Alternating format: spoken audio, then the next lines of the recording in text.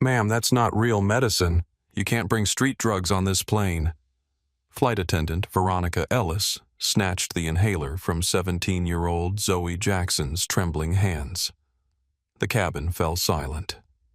United Airways Flight 829 sat at JFK's gate, passengers already buckled in for the cross-country journey to Los Angeles. Zoe's dark eyes filled with tears as she clutched her chest, breathing becoming shallow and rapid. "Please," she whispered, her voice barely audible over the aircraft's humming engines. "I can't breathe without it." Veronica held the inhaler up like evidence in a courtroom. "Next, you'll tell me this candy is chemotherapy." Her voice carried across the first-class section, where passengers shifted uncomfortably in their leather seats. Some pulled out phones. Zoe's medical ID bracelet caught the overhead light as she reached desperately toward her confiscated medication. Have you ever watched someone's life hang in the balance while others stood by filming instead of helping? Veronica Ellis had worked for United Airways for 12 years. She prided herself on maintaining order, following protocol, keeping passengers safe. But as she stared at the teenager in seat 23F, something else entirely drove her actions. Zoe Jackson didn't fit Veronica's image of a typical first-class passenger. Her natural hair was pulled back in a simple ponytail. Her clothes came from thrift stores, not designer boutiques. When Zoe had initially tried to sit in seat 2A, Veronica had immediately assumed she was in the wrong place. "Where did you even get this?" Veronica waved the inhaler again. "Your dealer." The accusation hung in the recycled air. Zoe's breathing grew more labored with each passing second. She pointed to her medical ID bracelet with shaking fingers. "That's fake jewelry," Veronica dismissed, not even glancing at the engraved medical information. "I've seen it all before. In row 15, passenger Isabella Rodriguez was going live on Instagram. At Travel with Isabella here, and y'all need to see this discrimination happening right now on United 829, she narrated quietly.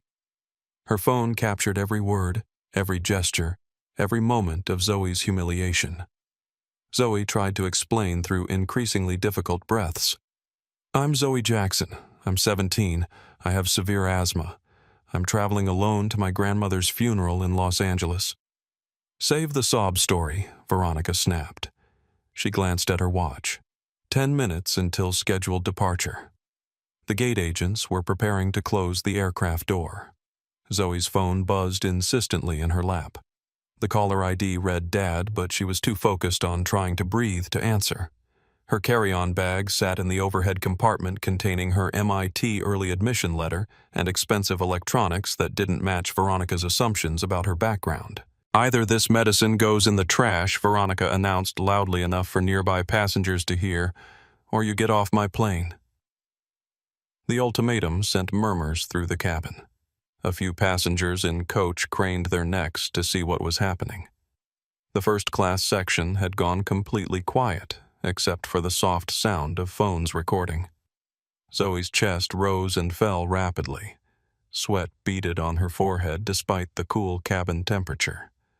The signs of an impending asthma attack were unmistakable to anyone with medical training. But Veronica saw only what she expected to see. "You have no idea who you're messing with," Zoe whispered the words barely escaping her constricted airways. Veronica laughed coldly. "Right, I'm sure your people will be calling their lawyers." The racist undertone wasn't lost on anyone listening. Isabella's live stream had already gained 500 viewers in the first few minutes. Comments were pouring in, most expressing outrage at what they were witnessing. Zoe's boarding pass lay crumpled in her lap. If Veronica had looked closely, she would have noticed something odd. The pass showed seat 2A in first class, but Zoe sat in 23F in coach. How had she ended up in the wrong section? The captain's voice crackled over the intercom. "Flight attendants prepare for departure. We're number 3 for pushback." Time was running out. Zoe's condition was deteriorating rapidly. Her wheezing had become audible to passengers 3 rows away. The elderly gentleman in 20C who'd identified himself as a retired doctor during boarding started to rise from his seat. "Stay seated," Sir Veronica commanded. "This is a crew matter." But Zoe's phone kept buzzing. The missed calls were piling up, all from the same contact. Her father was trying to reach her, but she was too focused on the burning sensation in her chest to notice. Veronica held the inhaler higher, as if making a point to the entire cabin. "I don't know what kind of operation you think you're running, but this is a respectable airline." From behind Veronica, another flight attendant named Thomas Walsh nodded in agreement. "We have protocols for a reason," he added, reinforcing his colleague's position. "If it's not properly documented, we can't allow it." Zoe's response was cut short by a coughing fit that left her gasping. Her lips were beginning to show the faintest blue tinge. The aircraft door remained open, but Veronica's ultimatum hung in the air. The other flight attendants watched nervously from their positions, clearly uncomfortable but unwilling to challenge their senior colleague's authority. Isabella's live stream had hit 10,000 viewers. Let's So Breathe was beginning to trend. Major news outlets were starting to pick up the story, but Veronica remained oblivious to the storm building around her actions. Zoe fumbled for her phone as another wave of breathing difficulty hit her. Her father's number appeared on the screen again. This time she knew she had to answer. Zoe Jackson had never wanted to be the center of attention. Growing up in Baltimore with a single father who worked long hours as an airline pilot, she'd learned early to be self-sufficient, responsible, and most of all prepared. Her asthma had been part of her life since she was 4 years old, a constant companion that had taught her to carry her inhaler everywhere and to stay calm when her lungs betrayed her.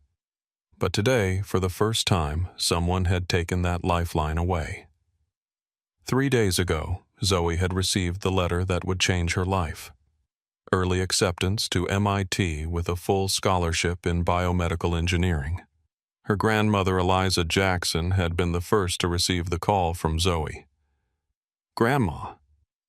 "I got in," she had exclaimed, tears of joy streaming down her face. "I'm going to create medical devices that help people like me." The next morning, Eliza had passed away peacefully in her sleep. The joy of achievement and the pain of loss had collided in Zoe's young life within 24 hours. Now, as she sat on United Airways Flight 829, Zoe was traveling to say goodbye to the woman who had helped raise her, who had sat by her hospital bed during her worst asthma attacks, who had taught her that her brilliance mattered more than her appearance. Grandma Eliza had always said, "Baby girl, the world won't always see your worth at first glance."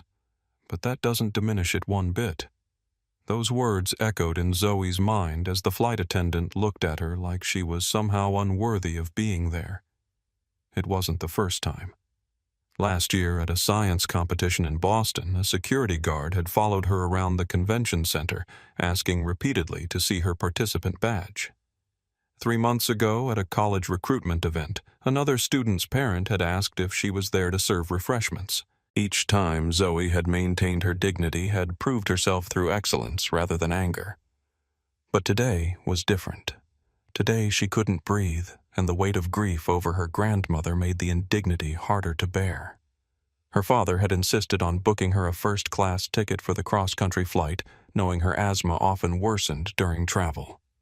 "You deserve comfort on this difficult journey," he had said. But when she'd tried to take her assigned seat in 2A, Veronica had immediately redirected her. There must be some mistake, Veronica had said with a tight smile that didn't reach her eyes. "Coach boarding isn't for another 20 minutes. Zoe had shown her boarding pass, but Veronica insisted there was a system error and escorted her to an empty seat in coach while she sorted it out. That was 30 minutes ago, and Veronica had never returned with an explanation. Now, as her chest tightened and her breathing became more labored, Zoe felt a familiar fear rising. She'd been hospitalized 3 times for severe asthma attacks, and she recognized the warning signs. Without her inhaler, she had perhaps 15 minutes before her airways constricted to the point where emergency intervention would be necessary. The blue-tinged lips, the dizziness beginning to cloud her vision, the burning in her chest. These were not just discomforts, they were danger signals. Through the fog of oxygen deprivation, Zoe thought of her father. Captain Marcus Jackson would know what to do. He always did. But he was supposed to be flying a different route today, unable to see her off at the airport. The buzzing phone in her lap seemed like a lifeline from another world, one where she could breathe freely, where she was respected, where her grandmother was still alive. Zoe also thought of her mother, Dr. Amara Jackson, who had died when Zoe was just 8 years old. A brilliant pulmonologist specializing in respiratory diseases, her mother had been the one to first recognize Zoe's asthma symptoms and ensure she received proper treatment. The cruel irony wasn't lost on her. Her mother had spent her life helping people breathe, and now Zoe was fighting for breath while a stranger held her medication hostage. As another coughing spasm seized her, Zoe noticed something through her tears. The passengers around her weren't just uncomfortable spectators anymore. They were becoming witnesses, and some were becoming advocates. An older man was arguing with Veronica. A woman was filming. Someone had pressed the call button 3 rows ahead. In that moment, despite her fear, Zoe felt a strange clarity. This wasn't just about her anymore. This was about everyone who had ever been misjudged, dismissed, or endangered because of someone else's prejudice. With trembling fingers, she reached again for her phone. Whatever came next, she wouldn't face it alone. Veronica Ellis hadn't always been this person. 12 years ago, when she first pinned on her United Airways wings, she'd been filled with excitement about a career that would take her around the world. She'd loved the crisp blue uniform, the respectful nods from passengers, the sense that she was part of something elegant and important. Back then, her smile had been genuine, her desire to help passengers authentic. That was before the industry changed, before the cutbacks, the fuller flights, the increased responsibilities with decreased support. Before her husband Michael left, taking half their savings and leaving her with a mortgage she could barely afford on a flight attendant's salary. Before her mother's long illness drained what little financial cushion remained.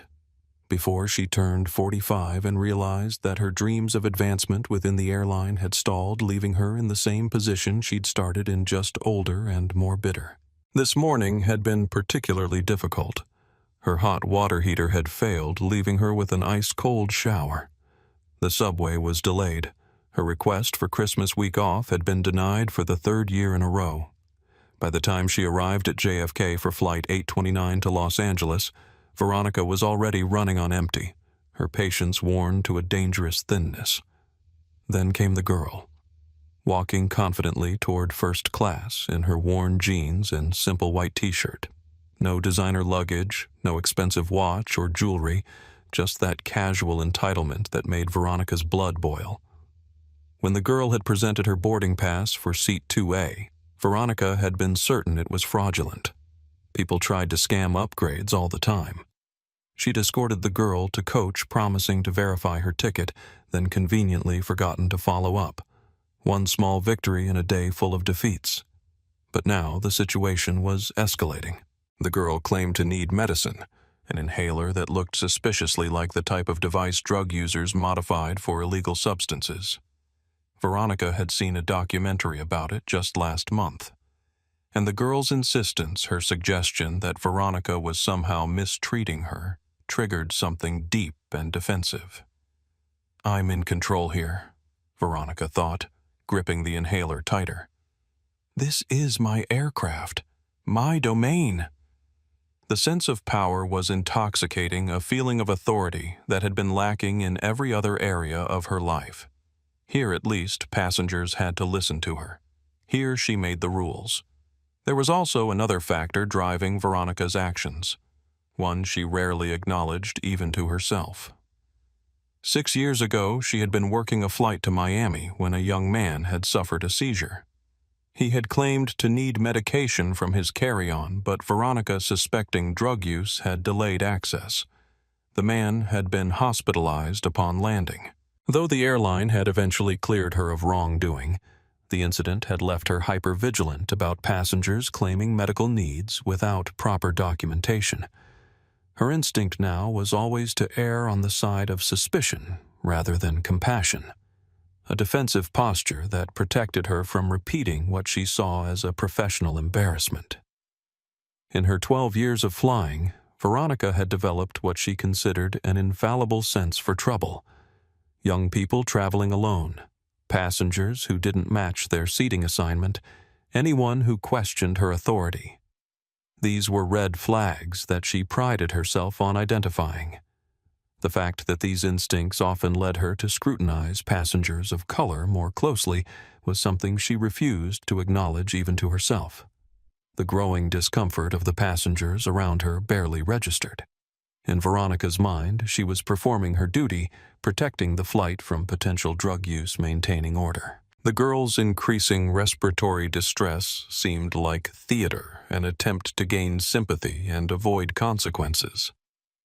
The medical ID bracelet, probably purchased online like the fake IDs kids used to buy alcohol. "I've been doing this too long to be fooled," she thought, even as a small voice of doubt began to whisper at the edges of her consciousness. What if the girl really was sick? What if the inhaler was legitimate? What if she was making a terrible mistake? Veronica pushed those thoughts away. Admitting error now would undermine her authority, would suggest weakness. Better to stand firm. The girl would be fine. Dramatics, nothing more. And if there was actually a problem, there were doctors at the airport. It wasn't Veronica's responsibility to distinguish between genuine medical needs and elaborate teenage deceptions. Behind her practiced mask of professional detachment, Veronica felt a flicker of satisfaction. Let the girl learn that actions have consequences. Let her learn that the world doesn't bend to accommodate everyone's claims and demands. It certainly hadn't bent for Veronica. As she held the inhaler aloft like a trophy, Veronica didn't notice the growing number of phone cameras pointed in her direction. She didn't see the silent exchanges between passengers or recognize the shift in atmosphere that signaled trouble brewing. In her single-minded focus on control, she was missing the warning signs that her world was about to collapse around her. The call from the cockpit came at the worst possible moment. "Veronica." "What's the delay?" "We're cleared for pushback." Her supervisor, Sophia Martinez, appeared at the front of the coach section, brows furrowed in concern. "Handling a situation with contraband." Veronica replied crisply, gesturing toward Zoe, who was now hunched forward in her seat, both hands pressing against her chest. Sophia approached cautiously, taking in the scene. The confiscated inhaler, the visibly struggling teenager, the uncomfortable passengers, many now openly recording the incident. "What kind of contraband?" Sophia asked, her voice low. "Unverified medication, possibly modified for drug use." Veronica maintained her position of authority, but something in Sophia's expression made her straighten her uniform jacket defensively. "Did you check her medical documentation?" Sophia's question was simple but pointed. Veronica gestured dismissively toward Zoe's wrist. "She has some bracelet claims it's medical ID. Probably fake." Flight attendant Thomas Walsh moved closer, aligning himself with Veronica. "I've seen these scams before," he said with unearned confidence. "Kids trying to bring vape cartridges aboard disguised as medical devices. Remember that incident on the Denver flight last month?" His support bolstered Veronica's resolve, even as several passengers began to shake their heads in disbelief at the escalating situation. Sophia stepped closer to Zoe, genuine concern replacing professional detachment. "Miss, can I see your medical ID, please?" Zoe extended her wrist with trembling hands. The silver bracelet caught the light, its engraving clearly visible. "Zoe Jackson, severe asthma, albuterol required." Sophia's face changed instantly. "Veronica, this is a legitimate medical alert bracelet. You can buy those anywhere," Veronica insisted, but her voice had lost some of its certainty. Thomas nodded in agreement. Could be ordered online. Doesn't prove anything. By now, Zoe's breathing had become alarmingly labored. The wheezing sound was audible several rows away. Her chest muscles were working visibly harder with each breath pulling in at the spaces between her ribs as she struggled for air. Her lips had progressed from faintly blue to a more pronounced cyan color. Dr. Rafael Hernandez in row 20C could remain silent no longer. "Excuse me," he called out, his voice carrying the unmistakable authority of decades in medicine. "That young lady is having a severe asthma attack. As a physician, I can tell you she needs her medication immediately." Veronica turned, irritation flashing across her face. "Sir, please remain seated. We're handling this." "You're not handling a situation," Dr. Hernandez replied firmly. "You're creating a medical emergency." An older businessman in first class called out, "Just give her the medicine. Who cares if it's properly documented?" But another passenger nearby countered, "They have protocols for a reason. They can't just let anyone take anything they want on a plane." The tension in the cabin ratcheted higher. Isabella Rodriguez's live stream had now reached 25,000 viewers, with comments flooding in so fast they blurred on the screen. "Let Zoe Breathe" had begun trending nationally within minutes. A young man 3 rows ahead of Zoe stood up. "Give her back the inhaler. Can't you see she can't breathe?" "Sir, sit down immediately," Veronica ordered, but her command lacked its earlier confidence. Sophia placed a hand on Veronica's arm. "I think we should return the medication while we verify I've made my decision," Veronica hissed, pulling away. "Either she leaves the aircraft with this contraband, or it stays confiscated until we can have it properly examined." Thomas stood firmly beside Veronica. "We need to be consistent with policy. If we make exceptions, where does it end?"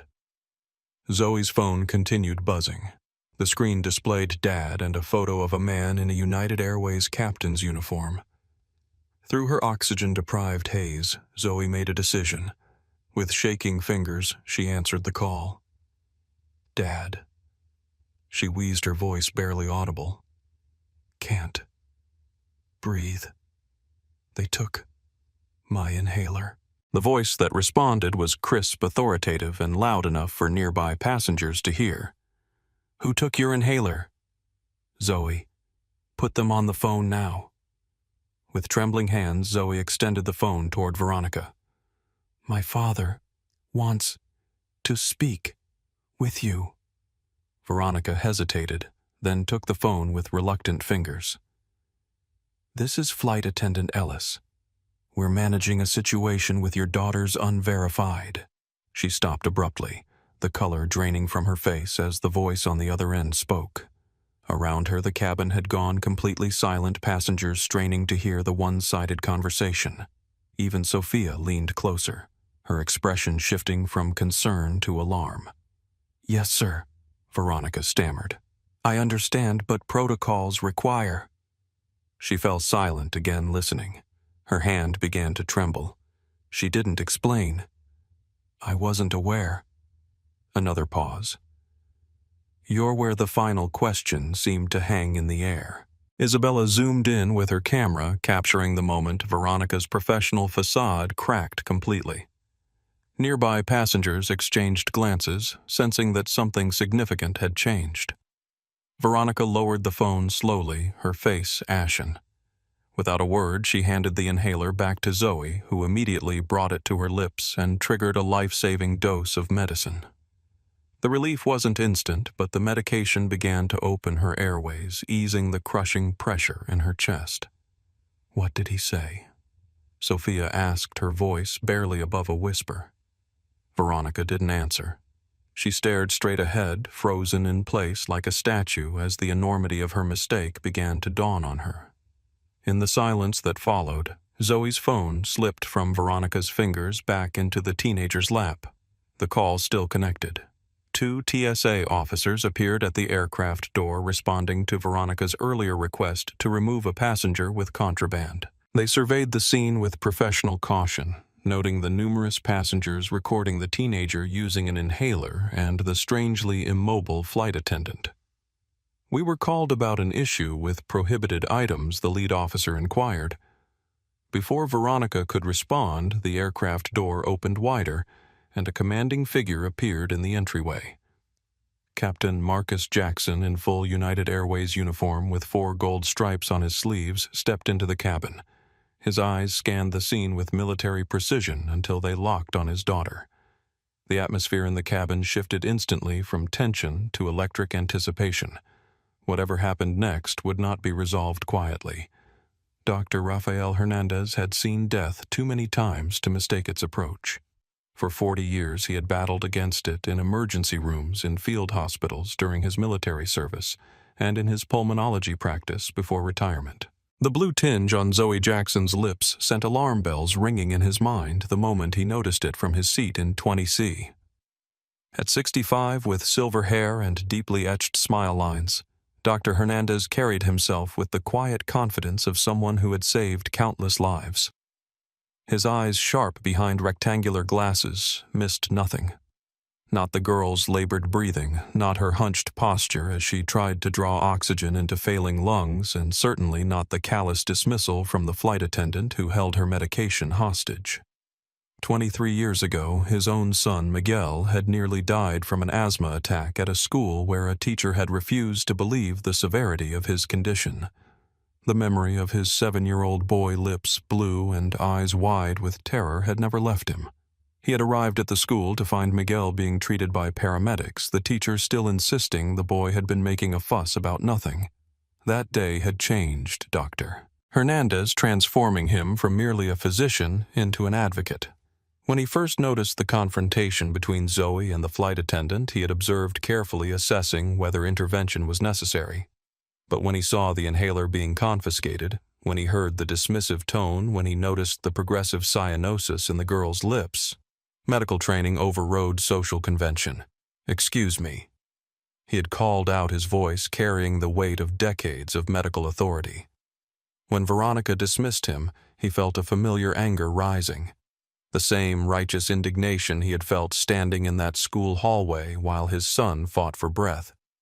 "This is not a matter of airline protocol," he said, rising from his seat despite Veronica's command to remain seated. "This is a medical emergency. That young woman is experiencing a severe asthma attack. Without her rescue medication, she risks not getting enough oxygen to her vital organs, which could lead to serious complications." He deliberately simplified his language, avoiding the technical terms he would use with colleagues. Years of explaining medical conditions to patients had taught him that clear communication was often more effective than clinical precision in emergency situations.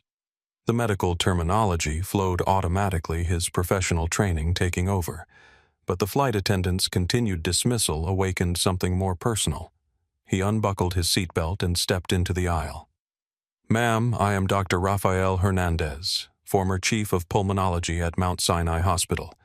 I recognize the signs of severe respiratory distress, and this young woman needs her medication immediately." Several passengers nodded in agreement, their phones recording his intervention. He was not a man who sought attention, but in this moment he welcomed the documentation. Too often these incidents happened without witnesses, without accountability. "Sir, return to your seat or you'll be removed from this flight," Veronica threatened, though her voice lacked conviction. "I took an oath to do no harm," Dr. Hernandez replied calmly. Remaining silent while watching a young person suffer constitutes harm by omission. I cannot and will not comply with that request. He moved forward, approaching Zoe's row. He noted her rapid, shallow breathing, at least 30 respirations per minute. He saw the spaces between her ribs sinking in with each breath as her chest muscles worked overtime. Her pulse, visible at her neck, was racing. "Young lady," he said gently, kneeling beside her seat despite his arthritic knees. "I'm a doctor. On a scale of 1 to 10, how severe is your breathing difficulty?" Zoe held up 8 fingers, unable to speak. Dr. Hernandez nodded, understanding perfectly. "This is a medical emergency," he announced, turning to address the cabin at large. This passenger requires her prescribed medication immediately and possibly emergency medical services if her condition deteriorates further. The authority in his voice created a ripple effect through the cabin. Passengers who had been uncomfortably silent began to murmur in support. A woman across the aisle offered a bottle of water. A young man in the row ahead turned fully around, glaring at Veronica. "You're going to let her die to prove a point?" the young man demanded. Not everyone was convinced, however. An older businessman in a tailored suit shook his head. "The airline has procedures for a reason," he said loudly. "We can't have people taking unknown substances on planes these days." Dr. Hernandez placed a reassuring hand on Zoe's shoulder. "You won't die today," he promised her quietly. "Not while I'm here." Then, raising his voice to address Veronica, "I am formally advising you as a medical professional that withholding this passenger's prescribed medication constitutes negligence and could result in serious harm. If you continue to withhold treatment, I will personally ensure that your decision and its consequences are documented in detail for the relevant authorities." The threat was not idle. Throughout his career, Dr. Hernandez had served as an expert witness in dozens of medical negligence cases. He understood the legal implications of Veronica's actions better than she possibly could. When Zoe managed to retrieve her phone and call her father, Dr. Hernandez watched carefully, ready to provide medical assistance the moment the inhaler was returned. The shift in Veronica's demeanor as she spoke to Zoe's father was dramatic. Whatever was said had clearly shaken her to her core. As Captain Marcus Jackson appeared at the aircraft door minutes later, Dr. Hernandez felt a surge of relief. The cavalry had arrived, but his job wasn't finished. He would stay with his patient until she was stable, would provide a medical assessment if needed, and would ensure that this incident wasn't simply brushed aside as a misunderstanding. Too many lives had been lost to prejudice masquerading as protocol. Not today. Not on his watch. Isabella Rodriguez had not planned to become part of a viral news story when she boarded United Airways Flight 829 that morning. At 32, the independent journalist specialized in civil rights issues and social justice reporting, but today was supposed to be a personal trip, visiting her sister in Los Angeles for a long overdue vacation. The expensive camera equipment in her carry-on was meant for capturing sunset views from her sister's Malibu apartment, not documenting discrimination at 30,000 feet. But the moment she heard Veronica Ellis's tone while addressing Zoe Jackson, something shifted in Isabella's mind. The professional observer in her recognized the familiar patterns. The automatic suspicion, the dismissal of medical concerns, the thinly veiled contempt in phrases like, "your people." She had documented similar interactions dozens of times in her career, from housing discrimination to police encounters. With practiced discretion, Isabella retrieved her phone and activated her professional live streaming setup.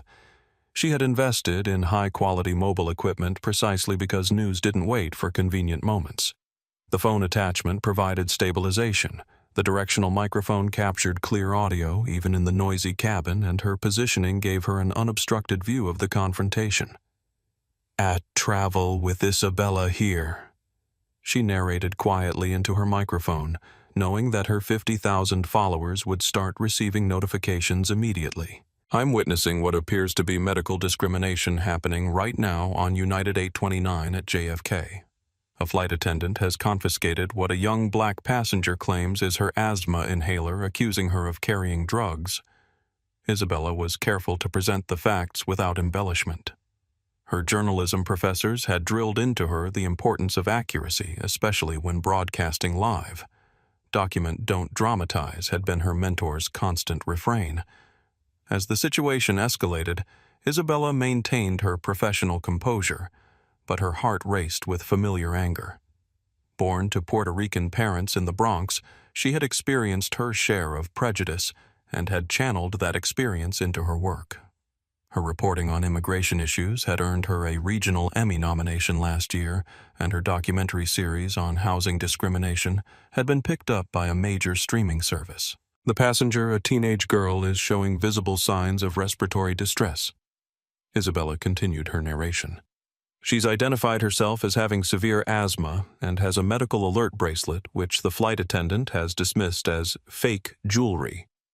Comments began flooding her live stream. Isabella had built her reputation on responsible reporting, and her followers trusted her judgment. When she documented injustice, they paid attention. The viewer count climbed rapidly. 500, then 1,000, then 5,000, then 10,000. Isabella was not merely recording passively. She understood the power of her platform, knew that the simple act of bearing witness could change outcomes. When Dr. Hernandez stood up to intervene, she made sure to capture his credentials and medical assessment. When Veronica threatened to have the doctor removed, Isabella zoomed in on her name tag, ensuring that accountability would be possible later. What we're seeing, Isabella narrated quietly as the situation continued to unfold, is not just about an inhaler. It's about who gets believed when they say, "I'm in pain," or "I can't breathe." It's about whose medical needs are taken seriously and whose are dismissed. Her viewers responded with outrage. Let Zo. Breathe began trending within minutes. Other passengers on the flight, noticing Isabella's professional approach to documentation, began their own recordings, creating multiple angles of the same incident. Not all passengers appreciated her documentation, however. A middle-aged businessman in an expensive suit turned toward her with an annoyed expression. "Do you have to make everything about race?" he asked loudly. "The airline has protocols. They can't just let people take whatever they want on planes these days." Isabella didn't break her narration, but gave him a level look. "I'm documenting what I observe. The viewers can form their own opinions." The man shook his head and turned back around, muttering about social media troublemakers. When Zoe managed to call her father, Isabella adjusted her position slightly, ensuring she could capture both sides of the interaction. The moment Veronica's face changed during the phone call, Isabella knew something significant had happened. Her journalistic instinct told her to keep rolling to stay focused. "The flight attendant has just returned the inhaler," she reported. "The passenger is now using her medication, though she appears to be in significant distress." Something said during that phone call changed the situation dramatically. The appearance of Captain Marcus Jackson at the aircraft door was a moment Isabella knew would be replayed thousands of times in the coming days. The visual storytelling was undeniable. The powerful figure in full uniform, the stunned flight attendant, the suffering teenager finally receiving her medication. Isabella didn't need to editorialize. The truth plainly captured was powerful enough. As her live stream reached 100,000 viewers, including representatives from major news networks who were already reaching out through direct messages, Isabella realized that her vacation plans might be changing. This story was too important to walk away from. This was why she had become a journalist in the first place, not for recognition or viral moments, but to ensure that truth was witnessed and shared, especially when that truth revealed the painful disparities that still existed in everyday interactions. Sometimes the most important stories weren't found in conflict zones or political arenas, but in ordinary spaces like Seat 23F on a Tuesday morning flight to Los Angeles. Sofia Martinez had survived 10 years at United Airways by carefully navigating the complex politics of commercial aviation. At 38, she had learned which battles to fight and which to sidestep, when to enforce regulations rigidly and when to exercise compassionate discretion. She had also learned through painful experience the cost of challenging authority within the airline's hierarchical structure. 3 years ago, Sophia had reported a senior pilot for showing up to a flight visibly intoxicated. She had followed every protocol, contacted the proper authorities, and ensured passenger safety. For her diligence, she had been technically protected from official retaliation, but subtly punished through schedule changes, undesirable routes, and social isolation from colleagues who viewed her as disloyal. The experience had taught her caution, had made her hesitate before intervening in situations that didn't directly involve safety violations. But as she watched Veronica Ellis confiscate a young passenger's inhaler, something in Sophia rebelled against that hard-earned caution. This wasn't about loyalty or hierarchy. This was about a teenager who couldn't breathe. Sophia had joined the confrontation midway, called forward by the captain's inquiry about the delay. Veronica's explanation about contraband had immediately struck her as excessive, especially when she saw the obvious medical distress of the young passenger. "Did you check her medical documentation?" Sophia had asked, hoping to offer Veronica a graceful way to back down without direct confrontation. When Veronica dismissed the medical ID bracelet as probably fake, Sophia felt a chill of recognition. She had seen this pattern before with Veronica. An initial judgment based on appearance, followed by a rigid refusal to reconsider regardless of evidence. Usually, Sophia navigated around these moments, addressing passenger concerns privately after Veronica moved on. But this situation was escalating too quickly, the medical consequences too immediate to defer. "That's a legitimate medical alert bracelet," Sophia stated firmly after examining Zoe's wrist. She recognized the standardized format used by reputable medical ID companies, noted the specific medical condition and medication listed. This wasn't a questionable case requiring judgment calls. This was textbook medical accommodation that every flight attendant was trained to recognize. Sophia's intervention placed her in a difficult position with her colleague Thomas Walsh, who had clearly aligned himself with Veronica. Thomas was a relatively new hire, but had quickly established himself as someone who rigidly enforced rules and sought approval from senior staff. His support of Veronica complicated Sophia's attempt to de-escalate the situation without creating a visible split among the crew. "We need to be consistent," Thomas had said, echoing Veronica's position. "If we start making exceptions, where does it end?" "This isn't about exceptions," Sophia had replied quietly. "This is about recognizing legitimate medical needs. It's in our training manual." Veronica's continued resistance triggered a cascade of risk assessments in Sophia's mind. There was the immediate medical risk to the passenger whose breathing was becoming alarmingly labored. There was the regulatory risk. United's policies on medical accommodations were clear, and they were being flagrantly violated. There was the public relations risk as passengers openly recorded the confrontation. And there was the personal career risk to Sophia herself, intervening against a senior colleague. When Dr. Hernandez identified himself and offered his medical assessment, Sophia felt momentary relief. Here was external validation that could potentially break the deadlock without requiring her to directly challenge Veronica's authority. But Veronica's dismissal of even this expert opinion left Sophia with a stark choice between protocol and conscience. "I think we should return the medication while we verify." Sophia began placing a hand on Veronica's arm, offering one last professional off-ramp. "I've made my decision," Veronica hissed, pulling away. In that moment, Sophia understood that Veronica was beyond rational persuasion. Something personal was driving her behavior, some need to maintain control that had overtaken professional judgment. Sophia had seen it before in other colleagues. The moment when the power inherent in their position became more important than the purpose of that position. When Zoe answered her father's call and handed the phone to Veronica, Sophia watched her colleague's face carefully. The transformation was instantaneous and alarming. Veronica's expression shifted from righteous certainty to shocked recognition, followed by the dawning horror of someone who suddenly realizes they've made a catastrophic miscalculation. "Who is it?" Sophia whispered, though she was beginning to suspect the answer based on Veronica's reaction. Veronica didn't respond, frozen in place as if turned to stone. It was only when Captain Marcus Jackson appeared at the aircraft door that Sophia understood the full magnitude of the situation. She recognized him immediately. Not just as a captain, but as the director of flight operations, one of the most powerful figures in the airline's leadership structure. In that moment, Sophia's immediate concern shifted from the medical emergency, which was resolving as Zoe used her inhaler to damage control, for what was clearly about to become a major incident. Her training kicked in: document the facts, protect the passengers, prepare for investigation.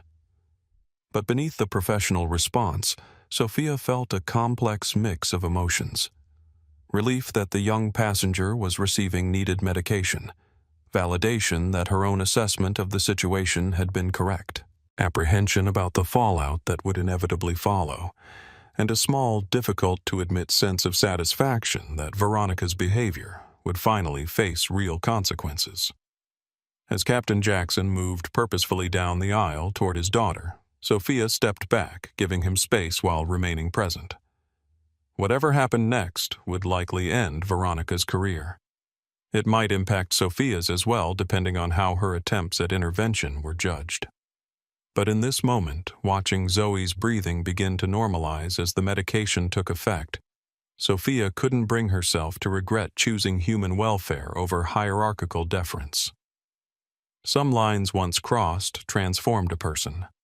Sophia suspected that today would prove to be one of those lines for everyone involved. The Boeing 777 bound for Los Angeles had become an unlikely theater for human drama, with 308 passengers serving as both audience and participants in the unfolding crisis. Their reactions, as varied as their backgrounds, created a microcosm of society's response to injustice.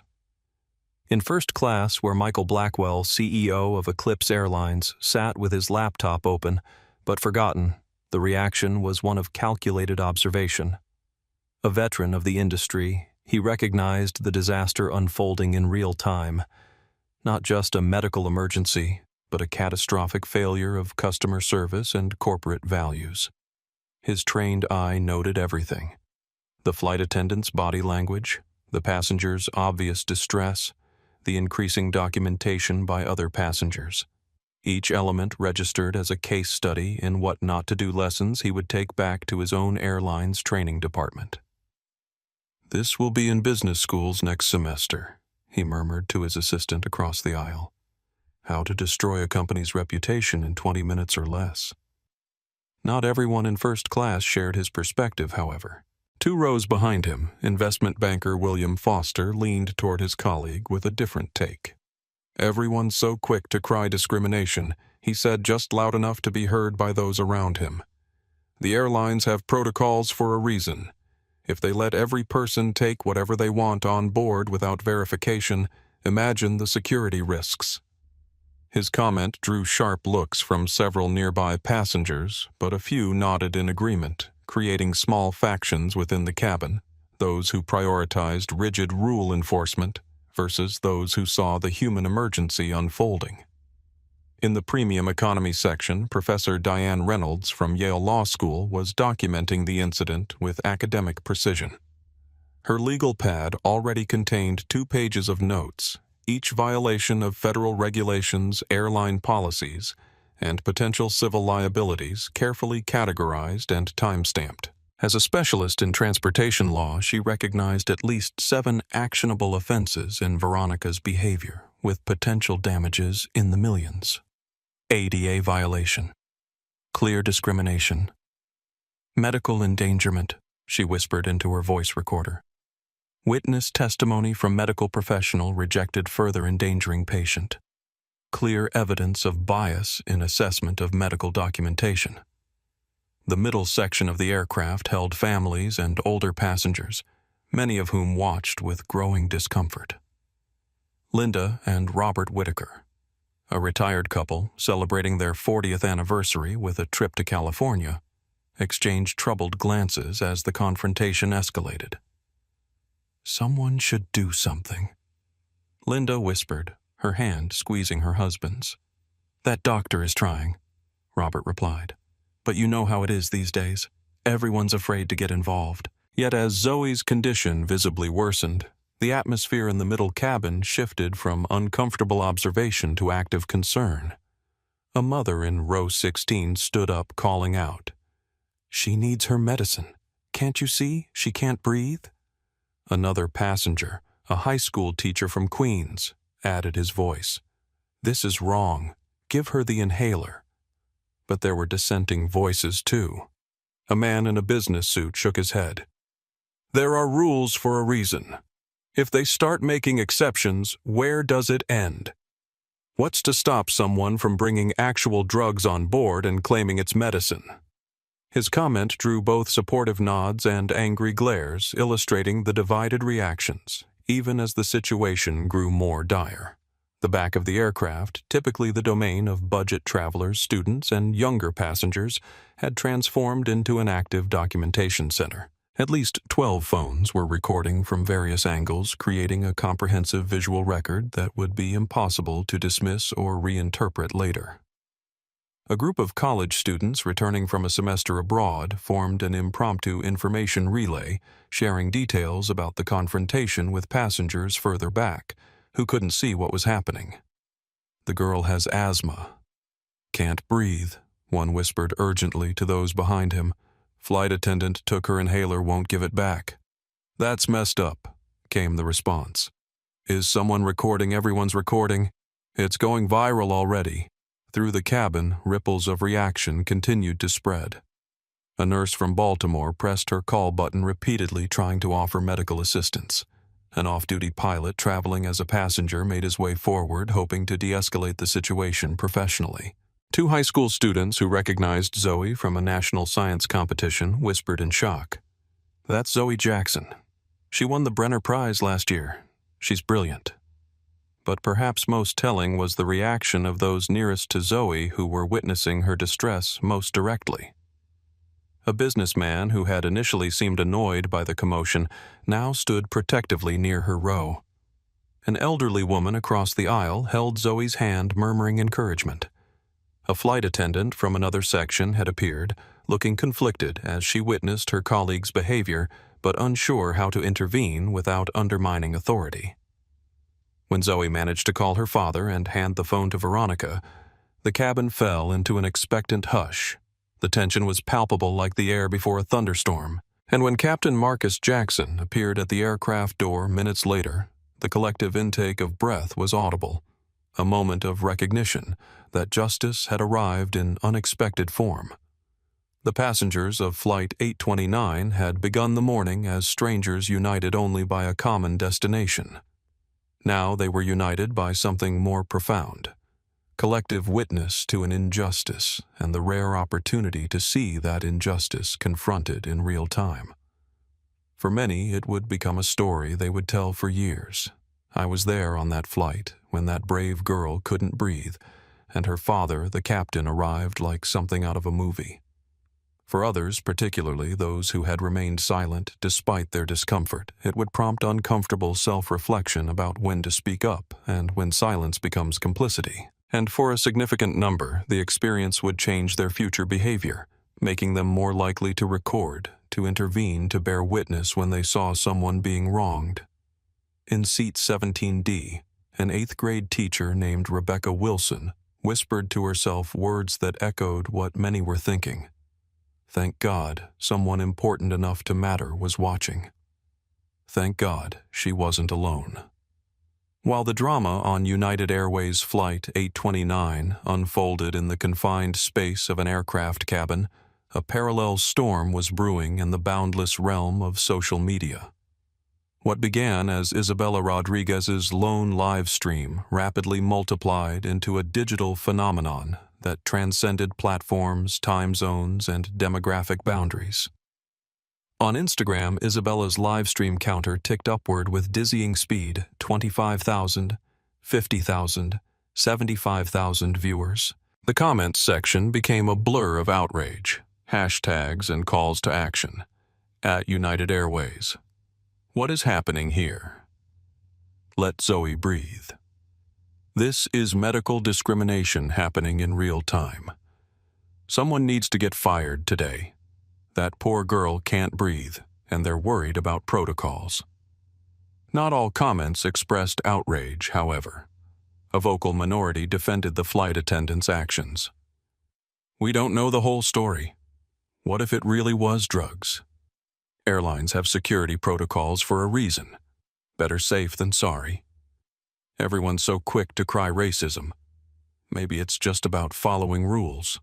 These counter-narratives created heated exchanges in the comments, mirroring the divided perspectives within the aircraft cabin itself. But they remained a minority as the overwhelming response sided with Zoe. The Instagram algorithm, detecting unusual engagement levels, pushed the live stream to the Explore page, where thousands more users discovered it. Within 15 minutes, clips were being screen recorded and shared across other platforms, each snippet containing the most damning moments of Veronica's behavior. On Twitter, "Let Zoe Breathe" rocketed to the #3 trending topic nationally within 20 minutes of Isabella's first broadcast. Media personalities with millions of followers began amplifying the hashtag @CivilRightsNow. Watching this unfold on #United829 is infuriating. A black teenager denied her life-saving medication because she doesn't look like she belongs in first class. In 2025, let Zoe breathe @Dr. Public Health. As a physician, what I'm seeing on this United flight is dangerous medical negligence. Blue lips indicate oxygen deprivation. Without intervention, this could become fatal. Let Zoe breathe @Travel Safety. Expert flight attendant, refusing medical accommodation and ignoring a physician's assessment on board. This violates FAA regulations, United's own policies, and basic human decency. Let Zoe breathe. On TikTok, users were already creating reaction videos, stitching clips from the live stream with commentary. One emergency room nurse's medical explanation of asthma attacks and the dangers of delayed treatment gained over 500,000 views in less than an hour. A former flight attendant's video breaking down the proper protocols for medical accommodations garnered similar attention. The corporate response machinery, typically quick to manage potential PR crises, found itself overwhelmed by the speed and scale of the unfolding situation. United's social media team, based in Chicago, received the first alerts about the trending hashtag approximately 7 minutes after Isabella's live stream began. Their initial assessment classified it as potential concern, which quickly escalated to active situation as engagement metrics soared. "This is moving too fast for standard response protocols," the social media director messaged urgently to the corporate communications team. "We need executive-level input immediately." But before a corporate statement could be crafted, the story evolved again as viewers witnessed Zoe's phone call to her father and the dramatic change in Veronica's demeanor. Speculation erupted across platforms. Who did she just call that? Has this flight attendant shook? Look at her face. She just realized she messed with the wrong family bedding. That's not just any dad on the phone. When Captain Marcus Jackson appeared at the aircraft door, the internet's reaction was seismic. Split-screen memes comparing the moment to superhero movie entrances began circulating within seconds.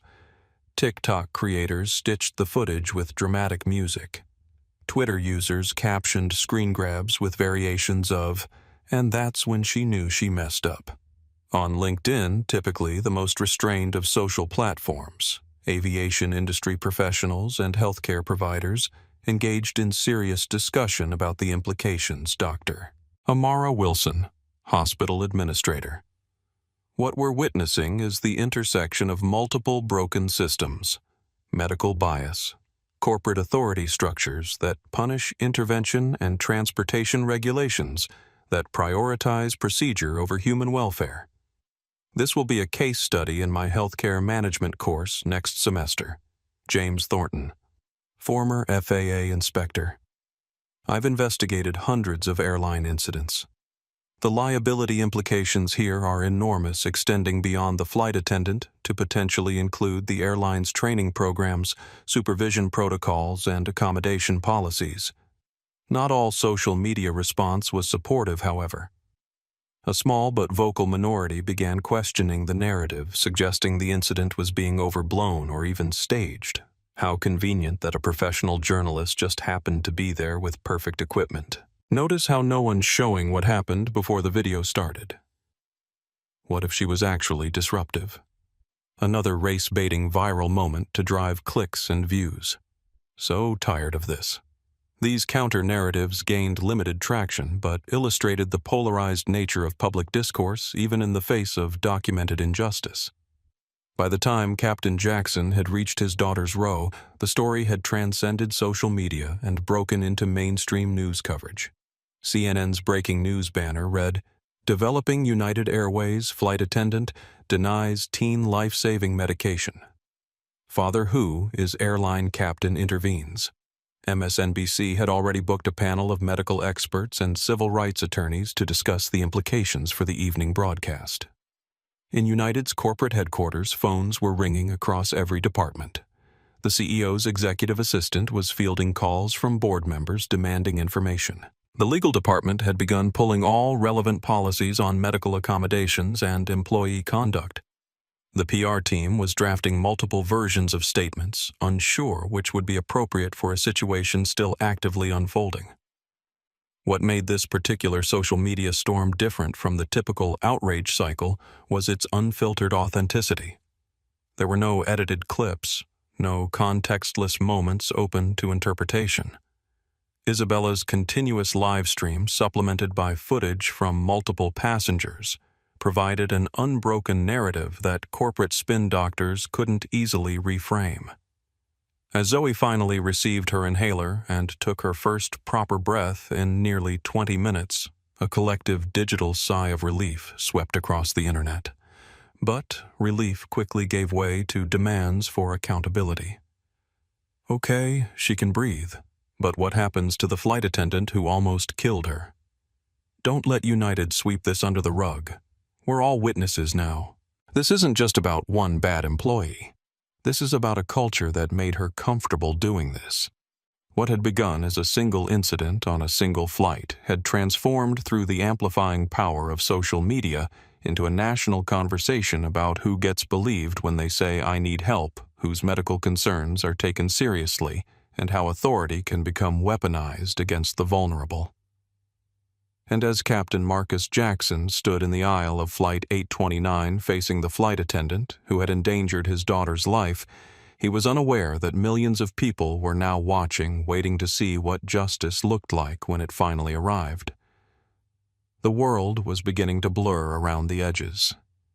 Zoe Jackson had experienced asthma attacks before, the suffocating tightness, the burning chest, the rising panic as each breath became more difficult than the last. But never without her medication nearby, never with someone actively preventing her from accessing the relief she desperately needed. Each breath was a battle now. Inhale. Her chest muscles strained, pulling against the invisible vice constricting her airways. Exhale. A high-pitched wheeze escaped audible to passengers several rows away. Her lungs felt simultaneously empty and heavy, like balloons filled with concrete instead of air. The medical term was bronchospasm, the tightening of the muscles around the airways. But to Zoe, it wasn't a clinical condition. It was drowning on dry land, suffocating in plain sight while a plane full of witnesses watched. Her vision began to tunnel darkness creeping in from the periphery. The oxygen in her bloodstream was dropping dangerously low, causing the blue color that Dr. Hernandez had noticed in her lips. Without intervention, the lack of oxygen would progress to potential brain damage within minutes. Through the fog of oxygen deprivation, fragmented thoughts tumbled through Zoe's mind. Her grandmother's funeral, which she might now never attend. The MIT acceptance letter in her bag, a future that was slipping away with each labored breath. Her father, who had taught her to stay calm in emergencies, who had helped her manage her condition since childhood. A memory surfaced. She was 8 years old, experiencing a severe attack during a school field trip. The panic in her teacher's eyes, the scramble for her inhaler, the terrifying moments before relief came. Afterward, her father had sat beside her hospital bed, his uniform still on after rushing from the airport. "Zoe," he had said, his voice gentle but firm. "Your asthma is not a weakness. It's just a challenge, and you're stronger than any challenge life throws at you. But you must always protect yourself. Never let anyone tell you your health isn't important." Now, 9 years later, those words echoed as she struggled to maintain consciousness. The inhaler, her lifeline, remained in Veronica Ellis's grasp, held aloft, like evidence in a trial where Zoe had already been judged and convicted based on appearances. Another memory surfaced. Her mother's voice. Dr. Amara Jackson had been a specialist in respiratory medicine before her death from a sudden aneurysm when Zoe was 8. Breathe with your diaphragm when you can, she had taught Zoe. Lower your shoulders. Try to relax your chest muscles. The cruel irony wasn't lost on Zoe, even in her distress. Her mother had dedicated her life to helping people breathe, and now Zoe was fighting for air, while her mother's expertise lived on only in memory. The physical symptoms were worsening by the second. The muscles between her ribs, the intercostals, visibly pulled inward with each attempted breath, creating hollow depressions in her chest. Sweat beaded on her forehead despite the cool cabin air. Her pulse raced as her heart worked desperately to compensate for declining oxygen levels. Dr. Hernandez had appeared beside her, his presence both comforting and concerning. If a physician was sufficiently alarmed to leave his seat against crew instructions, her condition must be deteriorating faster than she realized. "Young lady," he said gently, his voice cutting through the roaring in her ears, "I'm a doctor. On a scale of 1 to 10, how severe is your breathing difficulty?" Zoe raised 8 fingers, unable to spare the breath for words. She saw understanding and concern flash across his face. In that moment, she realized this wasn't just a severe attack. It was potentially life-threatening. Her phone continued to buzz in her lap. Dad. Her father always seemed to sense when she needed him, even from a distance. With trembling fingers, she finally answered, raising the phone to her ear. "Dad." She wheezed the word barely audible. "Can't breathe. They took my inhaler." His response was immediate, his voice shifting instantly from concern to decisive action. "Who took your inhaler?" "Zoe. Put them on the phone now." Summoning her remaining strength, Zoe extended the phone toward Veronica. "My father wants to speak with you." As the phone left her hand, Zoe focused entirely on the mechanics of breathing. Inhale, pause, exhale, repeat. Her grandmother had taught her meditation techniques to manage anxiety during asthma episodes. "Your mind can panic, or it can help," Grandma Eliza would say. "Choose to help yourself." The confrontation continued around her, but it seemed distant now, happening in another world as she concentrated on drawing whatever oxygen she could into her starving lungs.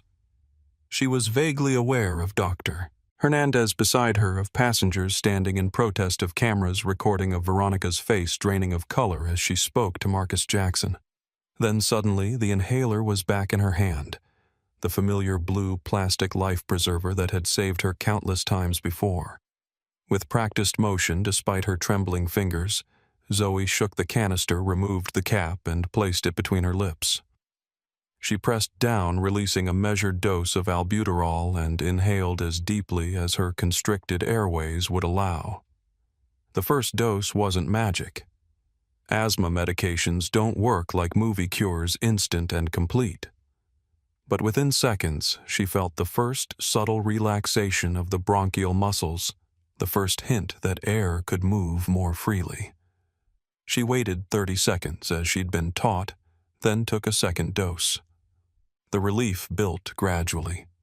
The crushing pressure eased incrementally. The darkness at the edges of her vision began to recede. She could hear more clearly now, the concerned murmurs of passengers, Dr. Hernandez asking about her symptoms, Sophia Martinez apologizing repeatedly. The cabin door opened wider. Through tear-blurred vision, Zoe saw a familiar silhouette, tall, commanding in the dark uniform and gold stripes she had known all her life. Her father had arrived like he always did when she needed him most. As the medication continued to work, as her breathing became less labored with each passing minute, Zoe felt something unexpected alongside her relief, a quiet, steely determination. What had happened to her wasn't just a medical emergency. It was a fundamental wrong that needed to be addressed. She had nearly lost her life because someone had looked at her and decided she didn't deserve to be believed. Her grandmother's voice seemed to whisper in her memory. "Sometimes, baby girl, you have to be the change you want to see." As oxygen returned to her brain and clarity to her thoughts, Zoe Jackson made a decision. This wouldn't be just another incident swept under the corporate rug. This would be a reckoning. And as her father approached his face, a mask of professional calm belied by the storm in his eyes, she knew she wouldn't face that reckoning alone. Officers Carlos Jackson and Brian Miller had responded to dozens of calls from gate agents and flight attendants during their tenure with the Transportation Security Administration at JFK. Most involved straightforward security concerns, unattended bags, prohibited items discovered during flight, occasionally disruptive passengers. They had developed an efficient routine for these situations, assess document resolve with minimal disruption to operations. But as they approached United Airways Flight 829 that morning, something felt different. The gate agent who had summoned them appeared unusually tense, providing vague details about a situation with contraband medication that required immediate attention. The urgency in her voice contrasted with the sketchy information provided. Flight attendant Ellis requested assistance with a passenger refusing to surrender an unverified substance. She explained, her eyes darting toward the jet bridge. "That's all I know." Officer Miller, a 52-year-old veteran with 15 years of TSA experience, exchanged a glance with his younger partner. In their world of precisely defined protocols, vague descriptions raised red flags. "Passenger information," Miller asked, pulling out his tablet to log the incident. "Female teenage coach section. That's all I have." Officer Jackson, 27, and just 3 years into his TSA career, felt a twinge of uneasiness. "Medical substance," he asked. "Did they specify what type?" The gate agent shook her head. "Just that it wasn't properly documented and needed to be confiscated." As they made their way down the jet bridge, Miller briefed his partner in low tones. "Let's assess before taking any action. If it's a legitimate medical item, we have discretion. Remember the epilepsy medication case last month?" Jackson nodded. That incident had involved a similar call-out for undocumented medication that turned out to be prescription anticonvulsants with proper medical documentation. The passenger had simply been unable to produce the paper prescription the flight attendant had demanded, despite having the pharmacy label on the bottle. "I've got a cousin with asthma," Jackson added.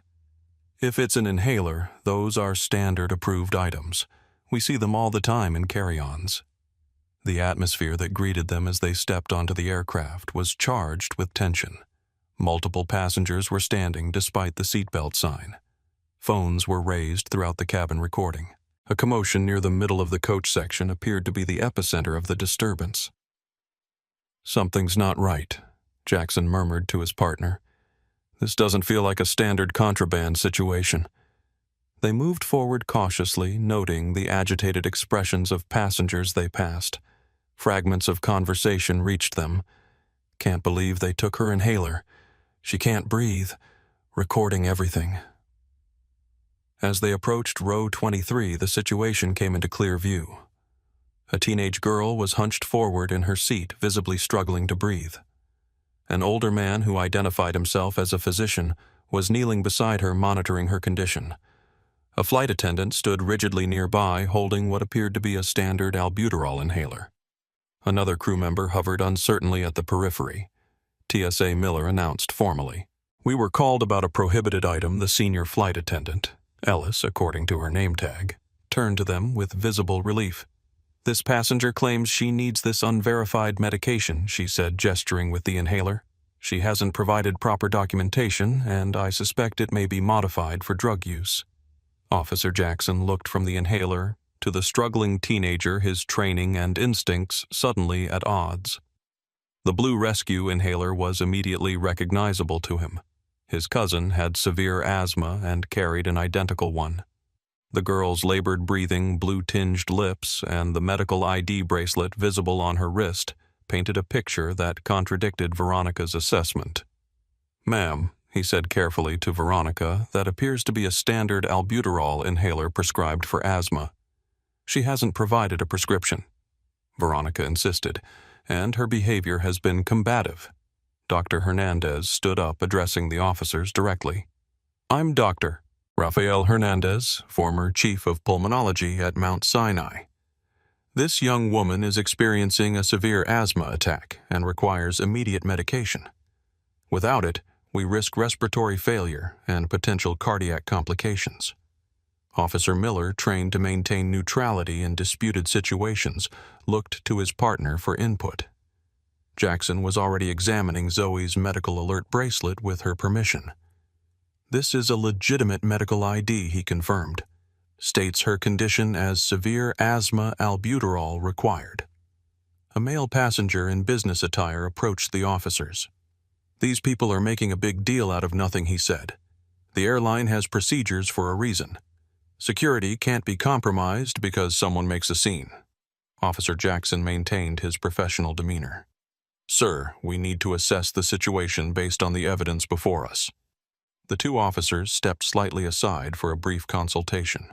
"Prescription drugs are permitted with proper medical documentation," Miller stated quietly, referencing TSA protocols. "Medical ID constitutes proper documentation under Section 42.3 of our guidelines." "She's in acute medical distress," Jackson added urgently. "This isn't a security threat, it's a medical emergency." Their deliberation was interrupted by a commotion at the front of the aircraft. The door had reopened and a United Airways captain had boarded, moving purposefully down the aisle toward their position. The shift in the cabin atmosphere was immediate and palpable. "That's Captain Jackson Miller," said under his breath, recognizing one of the airline's senior pilots. "Director of Flight Operations." Passengers were whispering now, connecting dots that the officers were still assembling. "That's her father," someone murmured loud enough for them to hear. As Captain Jackson approached, his focus locked on his daughter, Officer Miller made a rapid decision. "We're standing down," he said quietly to his partner. "This is an internal airline matter now, not a security issue. Document everything for the incident report." Officer Jackson nodded, already composing the careful language they would use in their official account. This situation had evolved far beyond a routine contraband check. Whatever happened next would likely involve investigations at multiple levels. As they stepped back to allow Captain Jackson access to his daughter, both officers understood they were now witnesses rather than active participants in whatever would unfold. Their presence would be noted in reports, their observations potentially crucial in subsequent investigations. Neither had expected their Tuesday morning shift to involve a situation that would likely make national news before their lunch break. But as they watched Zoe finally receive her inhaler and take her first proper breath in many minutes, both felt a quiet professional satisfaction. Sometimes the best security work involved knowing when not to intervene. When Dr. Rafael Hernandez had boarded United Flight 829 that morning, his plans had been simple: a comfortable journey to Los Angeles to visit his grandchildren. Perhaps a glass of wine with lunch. Maybe a nap as they crossed the country. At 65, with 4 decades of medical practice behind him, he had earned his peaceful retirement. Yet as he knelt beside Zoe Jackson's seat, monitoring her respiratory rate and the alarming blue tinge of her lips, retirement felt distant. In this moment, he was fully the physician he had been for 40 years, focused, authoritative, and absolutely certain of what needed to happen next. "This young woman requires immediate medical intervention," he announced, rising to his full height despite the twinge in his knees. He addressed his words not just to Veronica Ellis, but to the entire cabin, passengers, crew members, and the TSA officers who had just arrived. "As a licensed physician, I am formally advising that withholding her prescribed medication constitutes a medical emergency." Veronica's expression hardened. "Sir, with all due respect, airline protocols require no airline protocol supersedes the immediate medical needs of a passenger." Dr. Hernandez interrupted his voice, carrying the weight of countless emergency room decisions. What you are witnessing is a severe asthma attack with developing oxygen deprivation. Without intervention, this young woman risks respiratory failure, potential brain injury, and cardiac complications. He simplified his language deliberately, avoiding the technical terms that might confuse non-medical listeners. Years of explaining conditions to patients had taught him that clear communication was often more effective than clinical precision in emergency situations. "I understand your concern about security," he acknowledged, addressing not just Veronica, but the skeptical passengers who had sided with her. "But I am stating as a medical professional with 4 decades of experience that this is a standard asthma inhaler containing albuterol, a medication that is explicitly permitted by TSA regulations and airline policies when accompanied by proper medical identification, which this young woman has provided." He turned to address the TSA officers, directly recognizing their authority in this complex situation. "Officers, I'm formally identifying myself as Dr. Rafael Hernandez, medical license number 285743, New York State. I am providing my professional medical assessment that this passenger requires immediate access to her prescribed albuterol inhaler, which I can identify as standard medical equipment, not a controlled or prohibited substance." The younger TSA officer, Jackson, nodded with visible relief at having expert input. The senior officer, Miller, looked conflicted, but attentive. "Furthermore, Dr. Hernandez continued, I am willing to accept full responsibility for administering this medication if there are concerns about liability." He reached into his pocket and produced his medical license and retired hospital ID card, presenting them to the officers. "You may verify my credentials if necessary, but I urge immediate action." A passenger from the row ahead turned around, adding her voice to his. "I'm a registered nurse, and I agree with the doctor's assessment. She needs her medication now." A businessman in a suit countered from across the aisle. "We can't just ignore security protocols because someone claims to be a doctor. How do we know this isn't all staged?" Dr. Hernandez turned to face the man directly. "Security is important, sir. So is human life. I'm not asking for an exception to security protocols. I'm pointing out that this situation is fully covered by existing medical accommodation policies that this flight attendant is choosing to ignore." The momentum was shifting.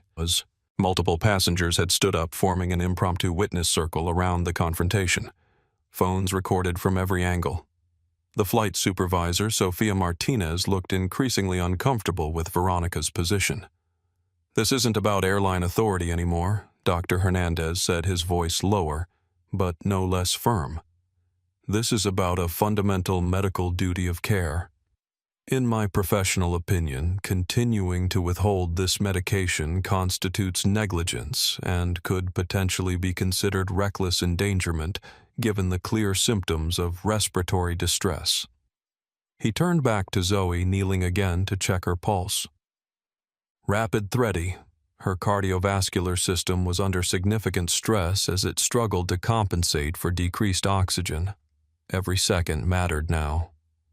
Looking up at Veronica, who still clutched the inhaler, Dr. Hernandez made one final appeal, not as a confrontational passenger, but as a physician speaking to another human being, Ms. Ellis, he said quietly, using her name from her badge. "I understand you're following what you believe is proper procedure, but right now you're looking at a young woman who cannot breathe. Whatever concerns you have about documentation can be addressed after she receives the medication she needs. Please, as someone who has taken an oath to preserve life, I'm asking you to return her inhaler." For a moment it seemed Veronica might relent. A flicker of uncertainty crossed her face, but before she could respond, Zoe's phone rang again, the same persistent caller who had been trying to reach her throughout the confrontation. With trembling hands, Zoe answered and managed a few breathless words before extending the phone toward Veronica. "My father wants to speak with you." The cabin fell silent as Veronica took the phone. Dr. Hernandez watched her expression transform from rigid authority to shock, then to dawning horror as the voice on the other end spoke. When she finally lowered the phone, her hand was shaking.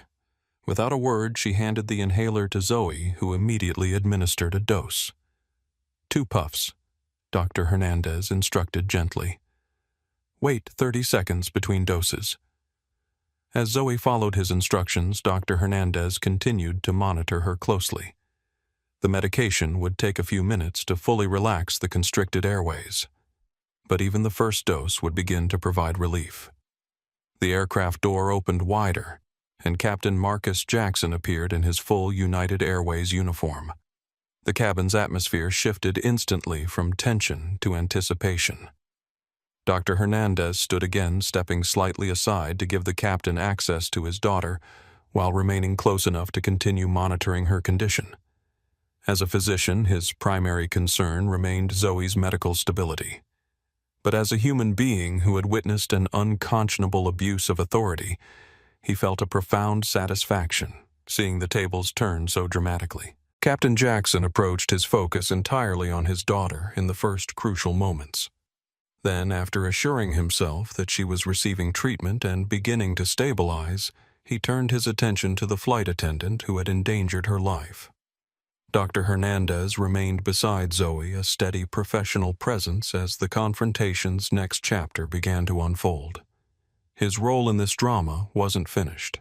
He would provide a medical assessment of Zoe's condition, would document the incident for potential investigation, would serve as an expert witness if necessary. But in this moment, watching color gradually return to Zoe's face as the medication took effect, he felt the simple satisfaction that had sustained him through 40 years of medicine. A patient who could breathe again, a life preserved, the fundamental principle of first do no harm, upheld despite those who would place procedure above human welfare. The buzzing phone in Zoe's lap had become a lifeline vibrating with increasing urgency, as if it understood the desperation of the situation.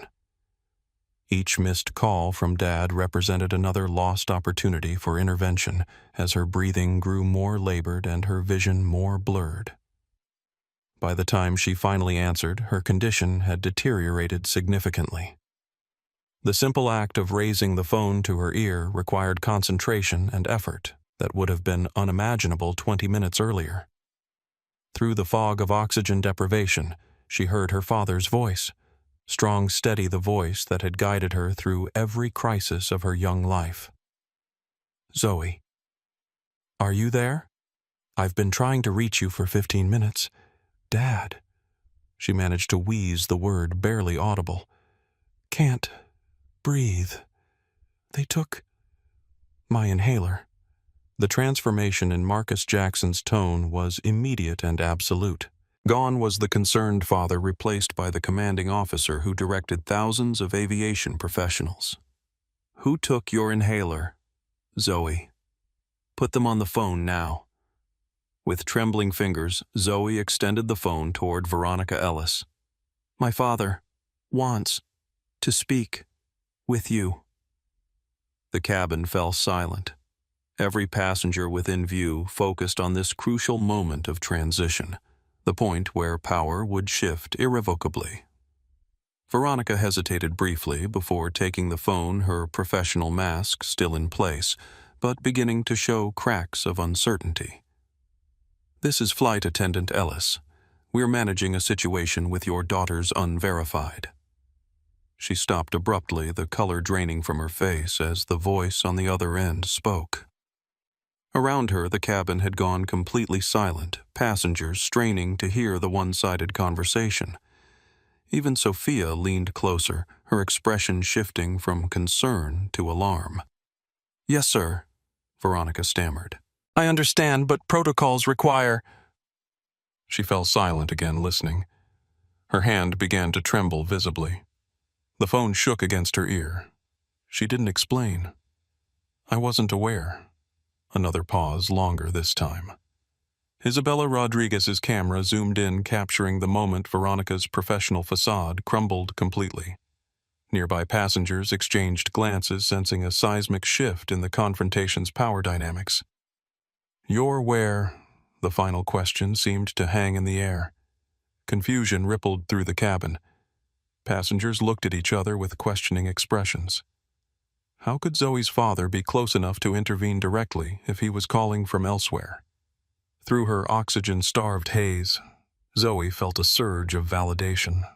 She recognized the tone in her father's voice, the calm, measured authority that could reshape reality through sheer force of will. It was the voice he used when addressing subordinates who had made serious errors, when testifying before aviation safety boards, when delivering news that would brook no argument or appeal. What passengers couldn't hear was the exact content of that conversation, words that would later be confirmed through Captain Jackson's formal incident report. "This is Captain Marcus Jackson, United Airways employee number 5823, Director of Flight Operations for the Eastern Division. You are currently withholding life-saving medication from my 17-year-old daughter who has documented severe asthma. This constitutes a direct violation of United's medical accommodation policy, FAA regulations regarding passenger welfare, and potentially criminal negligence. I am currently at JFK Terminal 8 walking toward your gate, and I will be boarding that aircraft in approximately 3 minutes. If my daughter does not have her medication in her hand by the time I reach your position, I will personally ensure that you never work in commercial aviation again. Is that perfectly clear?" Veronica lowered the phone slowly, her face ashen. Without a word, she handed the inhaler back to Zoe, who immediately brought it to her lips and triggered a life-saving dose of medicine. The relief wasn't instant, but the medication began to open her airways, easing the crushing pressure in her chest. "What did he say?" Sophia asked, her voice barely above a whisper. Veronica didn't answer. She stared straight ahead, frozen in place like a statue, as the enormity of her mistake began to dawn on her. In the silence that followed, Zoe's phone slipped from Veronica's fingers back into the teenager's lap, the call still connected. The TSA officers, who had been assessing the situation with increasing concern, exchanged glances. Something significant had just happened, though they weren't yet privy to the details. Zoe took a second dose of her medication following the 30-second spacing she'd been taught. Each breath came slightly easier than the last as the albuterol worked to relax her constricted airways. Through the lingering fog of oxygen deprivation, she became aware of a growing commotion at the front of the aircraft. Passengers were turning in their seats, craning necks to see something, or someone, at the entry door. Dr. Hernandez remained beside her, monitoring her recovery with professional attention. "Your color is improving," he noted quietly. "How's your breathing now?" "Better." Zoe managed her voice, weak but audible. "Thank you." The aircraft door opened wider, and a commanding figure appeared in the entryway. Captain Marcus Jackson, in full United Airways uniform with 4 gold stripes on his sleeves, stepped into the cabin. His eyes scanned the scene with military precision until they locked on his daughter. The atmosphere in the cabin shifted instantly from tension to electric anticipation. Veronica Ellis, still holding her position near Zoe's seat, seemed to physically shrink as she recognized the uniformed figure moving purposefully down the aisle. In that moment, Zoe understood something fundamental about power and accountability. For years, she had witnessed small injustices, had experienced moments of prejudice and dismissal that were difficult to prove or address. So had countless others who lacked the protection of a father with captain's stripes and corporate authority. The system that had nearly suffocated her today routinely crushed those without powerful advocates. As Marcus Jackson approached his face, a mask of professional calm belied by the storm in his eyes, Zoe made a silent promise to herself and to her grandmother's memory. Whatever happened next, whatever justice her father's position made possible today, would not be the end of this story. It would be the beginning of something larger, something that might help those who didn't have a captain for a father or a viral video to demand accountability. Captain Jackson reached her row, kneeling beside her seat with the fluid motion of someone accustomed to moving efficiently in aircraft cabins. "Zoe," he said quietly. His public voice temporarily set aside as he checked her condition. "How bad, 8?" she whispered, using their familiar scale. "Down to maybe a 6 now." He nodded, relief visible only in the slight relaxation around his eyes. Then, as he stood and turned toward Veronica Ellis, Zoe saw her father transform before her eyes, from concerned parent to the embodiment of institutional authority. His posture straightened, his expression settled into impassive professional judgment, and his voice, when he spoke, carried throughout the hushed cabin. "Flight Attendant Ellis," he said, each word precisely measured. "I believe we need to have a conversation about United Airways policies on medical accommodations." The reckoning had arrived, and 308 passengers were about to witness what happened when institutional indifference collided with individual accountability in the confined space of an aircraft cabin at JFK International Airport. Flight Attendant Ellis Captain Marcus Jackson said, his voice carrying the weight of 25 years of command authority. "I believe we need to have a conversation about United Airways policies on medical accommodations." The cabin fell silent, every passenger frozen in place as they watched the confrontation unfold. Captain Jackson stood at his full height of 6'2", his dark uniform with 4 gold stripes on each sleeve impeccably pressed his posture military straight, despite the low ceiling of the aircraft cabin. At 46, with closely cropped salt and pepper hair and features that reflected both strength and intelligence, he projected an aura of absolute authority.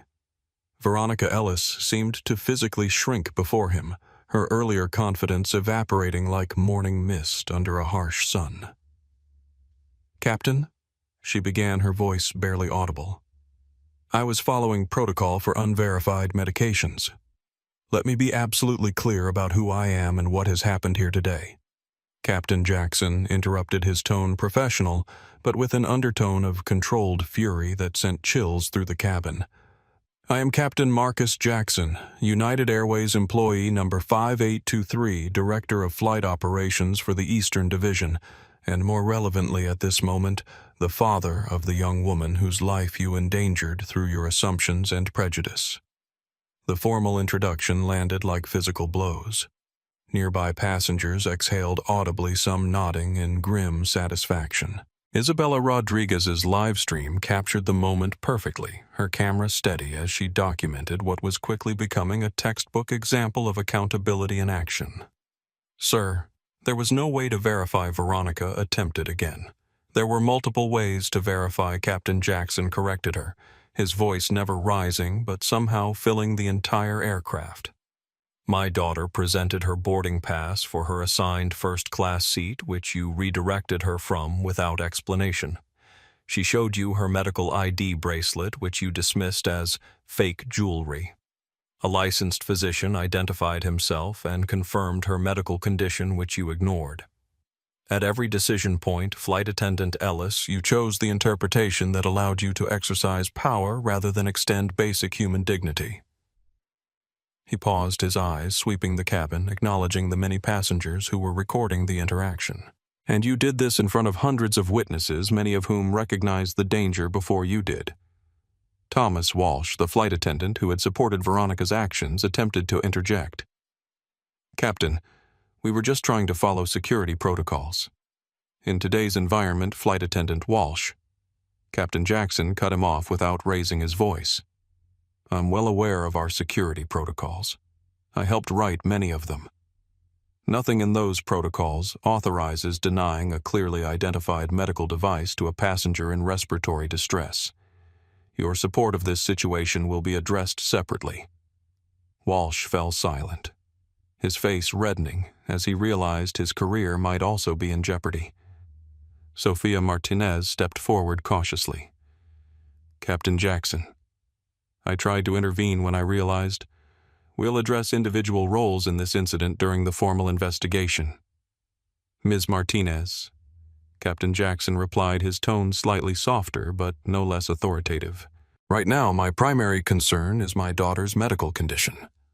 He turned to Dr. Hernandez, who had remained beside Zoe throughout the confrontation. Doctor, thank you for your intervention. What's your assessment of her current condition? Dr. Hernandez straightened, responding to the captain's professionalism with his own. She's stabilizing with medication. Oxygen levels are improving, though still below optimal. I'd recommend continued monitoring and possibly supplemental oxygen if available. She'll need follow-up care when you reach your destination. Captain Jackson nodded. Thank you, Doctor. Your expertise and courage today are deeply appreciated. He turned to one of the other flight attendants who had appeared in the aisle. Please bring the emergency oxygen kit immediately. The flight attendant hurried to comply, relieved to have clear direction amidst the chaos. Returning his attention to Veronica Ellis, Captain Jackson continued. What happened here today represents a catastrophic failure of training judgment and basic human compassion. As Director of Flight Operations, I could detail the numerous United Airways policies you've violated. As a captain, I could enumerate the federal aviation regulations you've breached. But as a father who just watched his daughter struggle to breathe while you held her life-saving medication hostage, I'm struggling to find words adequate to address your conduct. Veronica's face had lost all color. Sir, I didn't know she was your daughter. The statement hung in the air, revealing more than any carefully crafted explanation could have. Captain Jackson's expression hardened further. That he said each word like carved granite is precisely the problem, Ms. Ellis. Her humanity should have been enough. Her medical need should have been enough. The professional assessment of a physician should have been enough. The fact that you would have treated her differently if you'd known she was connected to someone with authority reveals everything about your judgment and character. Passengers throughout the cabin nodded in agreement. Some applauded briefly before quieting themselves, sensing that the confrontation was still unfolding. Not everyone was convinced by Captain Jackson's intervention, however. The businessman who had defended airline protocols earlier spoke up again, though with considerably less confidence. Captain, with all due respect, if we make exceptions to protocol, doesn't that compromise the whole system? Captain Jackson turned to address him directly. Sir, this isn't about exceptions. United Airways Policy 5.3.2 explicitly states that medical identification must be accepted as valid, and crew members must prioritize passenger safety in cases of doubt. Flight Attendant Ellis didn't follow protocol. She violated it repeatedly and dangerously. The businessman nodded, effectively, silenced by Captain Jackson's command of both policy details and moral authority. Captain Sophia interjected cautiously. The flight is now 27 minutes delayed. Ground Operations is asking for an update on our status. Ground Operations will be informed that this aircraft is now under investigation for a serious safety incident. Captain Jackson replied without hesitation. No passenger will be inconvenienced further by being forced to remain on board, but this aircraft will not be departing until a full initial assessment has been conducted. He turned to address the cabin at large, his voice shifting to the reassuring tones of a captain addressing passengers. Ladies and gentlemen, I apologize for the continued delay. United Airways will be arranging immediate alternative transportation for everyone on board. Customer service representatives will meet you at the gate with compensation information and rebooking assistance. This will happen as quickly as possible, but this aircraft will not be departing today. The announcement caused murmurs throughout the cabin, but notably little protest. Most passengers seemed to understand the gravity of the situation and the necessity of the captain's decision. Captain Jackson's phone buzzed in his pocket.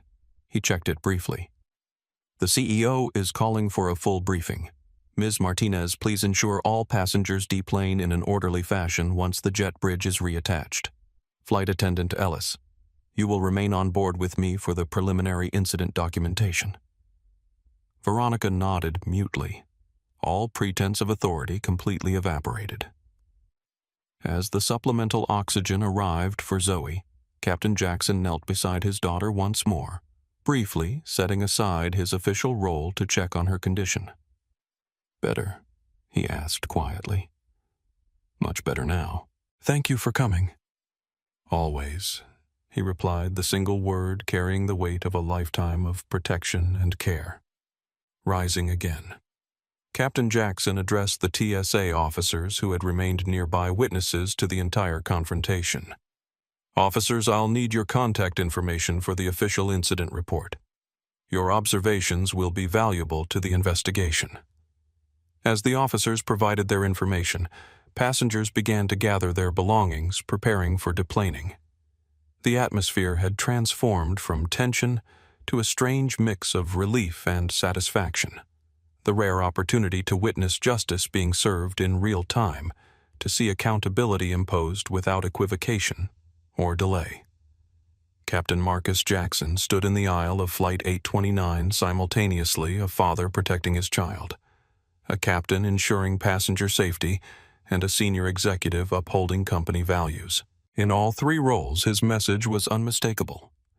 Some lines once crossed demanded immediate and consequential response, and today that line had been crossed by someone who never imagined she would face judgment from a man with gold stripes on his sleeves and his daughter's well-being in his heart. As the passengers of United Flight 829 watched in rapt attention, Captain Marcus Jackson continued his methodical dismantling of Veronica Ellis's actions, moving from policy violations to the broader implications of what had occurred. What happened today represents a fundamental breakdown in the trust passengers place in our airline, he said, his voice carrying throughout the silent cabin. When someone boards a United aircraft, they entrust us not just with their transportation but with their safety, their dignity, and in cases like this, their very lives. Veronica stood motionless, her company ID and wings already removed, tears streaming silently down her face. The transformation was striking, from the confident, authoritative figure who had confiscated Zoe's inhaler to this diminished presence, stripped of power and position in front of hundreds of witnesses. The financial implications alone are staggering. Captain Jackson continued shifting to the business impact of her actions. This incident will now require rebooking 308 passengers on alternative flights, compensating them for their inconvenience, removing this aircraft from service for a full investigation, and addressing what will undoubtedly become a significant public relations challenge. He consulted his tablet briefly. Conservative estimates put the direct cost of your decisions today at approximately $350,000. Not including potential legal liability, which could easily reach into the millions given the documented nature of the misconduct. The clinical assessment of costs landed with visible impact on both Veronica and the watching passengers. This wasn't just about one employee's poor judgment anymore.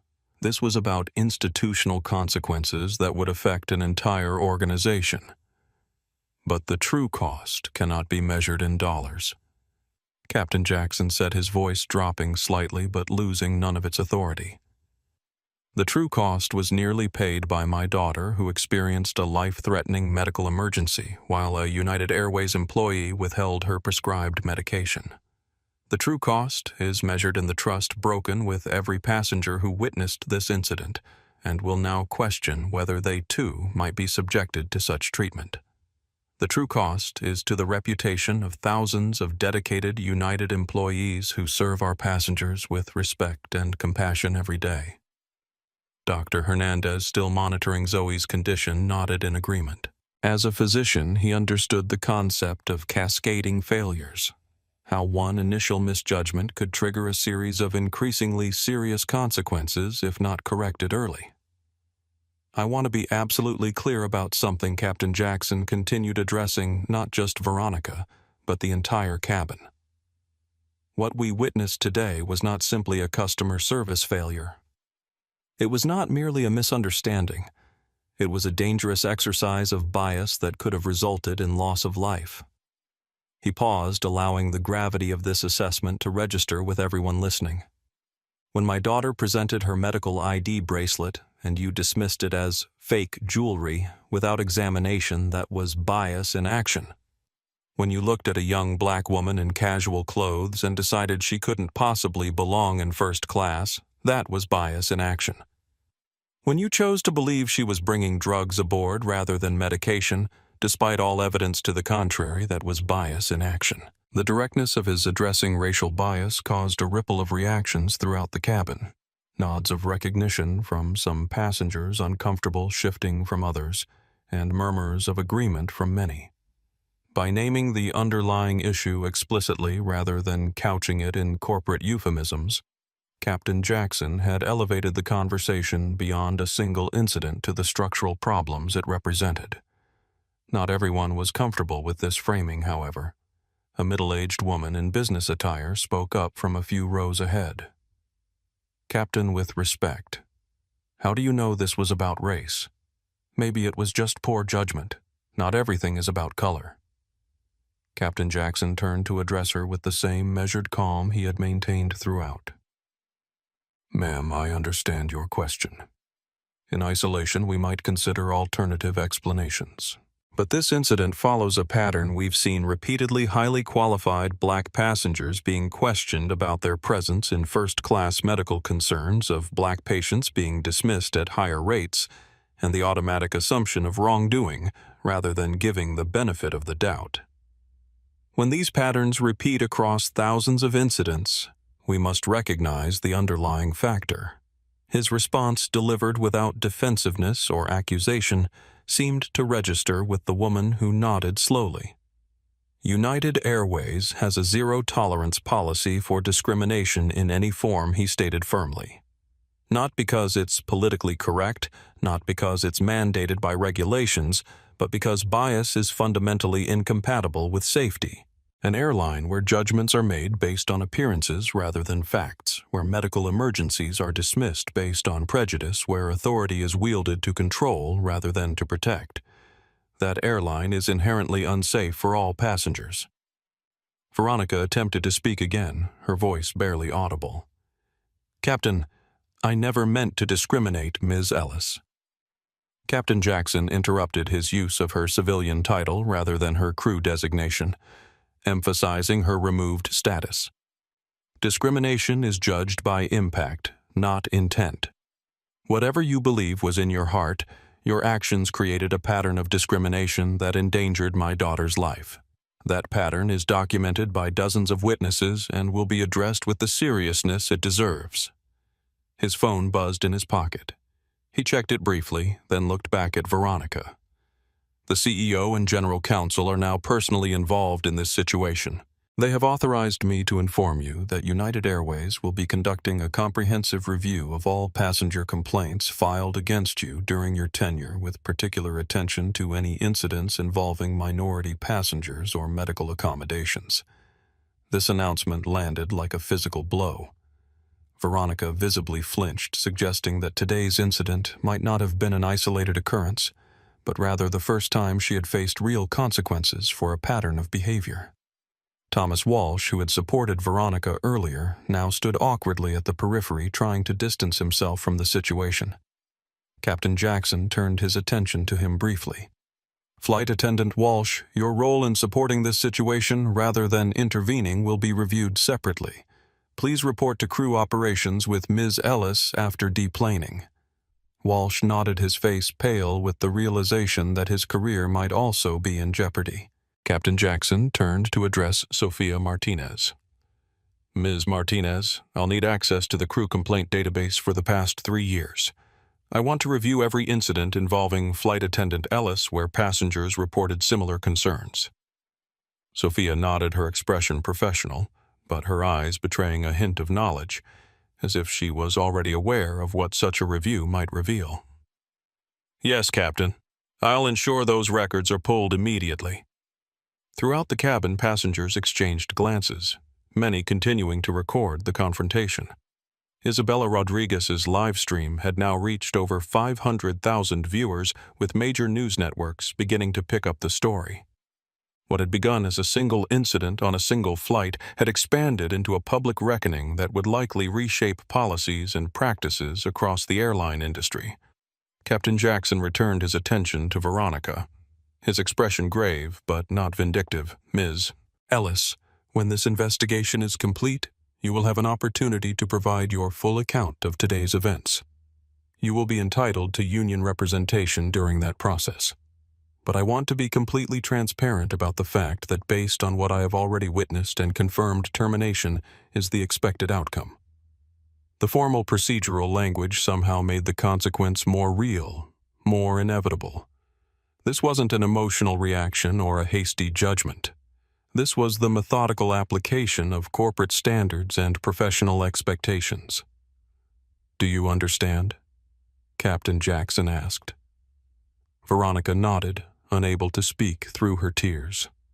"I need a verbal confirmation for the record," he insisted gently but firmly. "Yes," she managed. "I understand." Captain Jackson nodded once, then turned to the TSA officers who had remained nearby. "Officers, I'll need your badge numbers and contact information for the official incident report. Your observations will be valuable to the investigation." As the officers provided their information, Zoe Jackson watched the entire interaction with an expression that mixed relief with something more complex.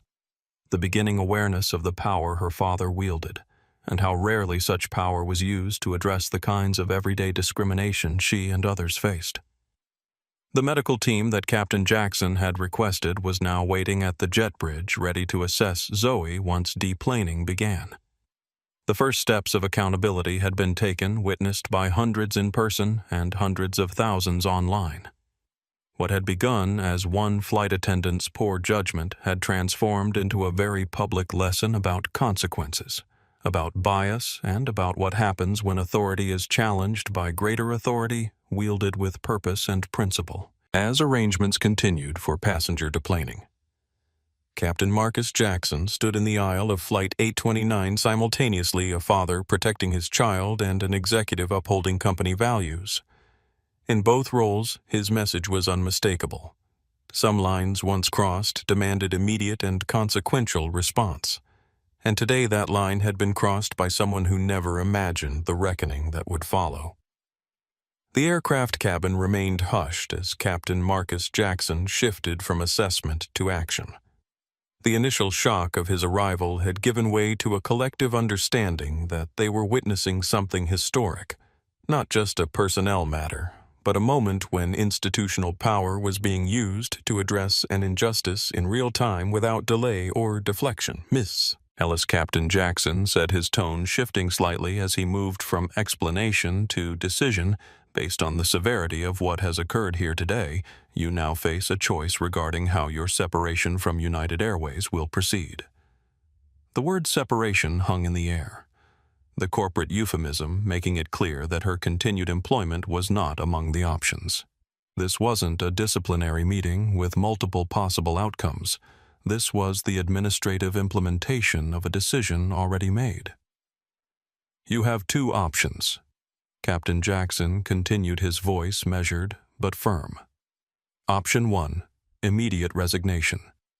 You submit your formal resignation effective today, citing personal reasons. You will receive standard separation benefits, including 2 weeks' pay in lieu of notice and applicable unused vacation time. Your employment record will reflect resignation rather than termination, which may preserve some future employment opportunities outside United Airways." He paused, allowing the first option to register before presenting the alternative. Throughout the cabin, passengers leaned forward slightly, sensing the gravity of the moment. Isabella Rodriguez zoomed in with her camera, capturing the confrontation in detail for her still-growing online audience. Option 2. Captain Jackson continued formal termination for cause, specifically endangering passenger safety, violation of medical accommodation policies, discriminatory conduct, and gross misconduct, unbecoming of a United Airways employee. This option would result in immediate termination without separation benefits, permanent notation in your employment file regarding the circumstances of your dismissal, and potential industry-wide notification through the airline safety reporting system. The stark contrast between the options caused visible distress in Veronica's already tear-streaked face. Captain Jackson wasn't offering mercy or forgiveness. He was offering a choice between consequences, a final opportunity for her to exercise agency in a situation largely beyond her control. "You have 60 seconds to decide," he said, checking his watch with military precision. "This is not negotiable, and these are the only options available to you." The ultimatum delivered. Captain Jackson stood silent, his presence commanding the space without additional words.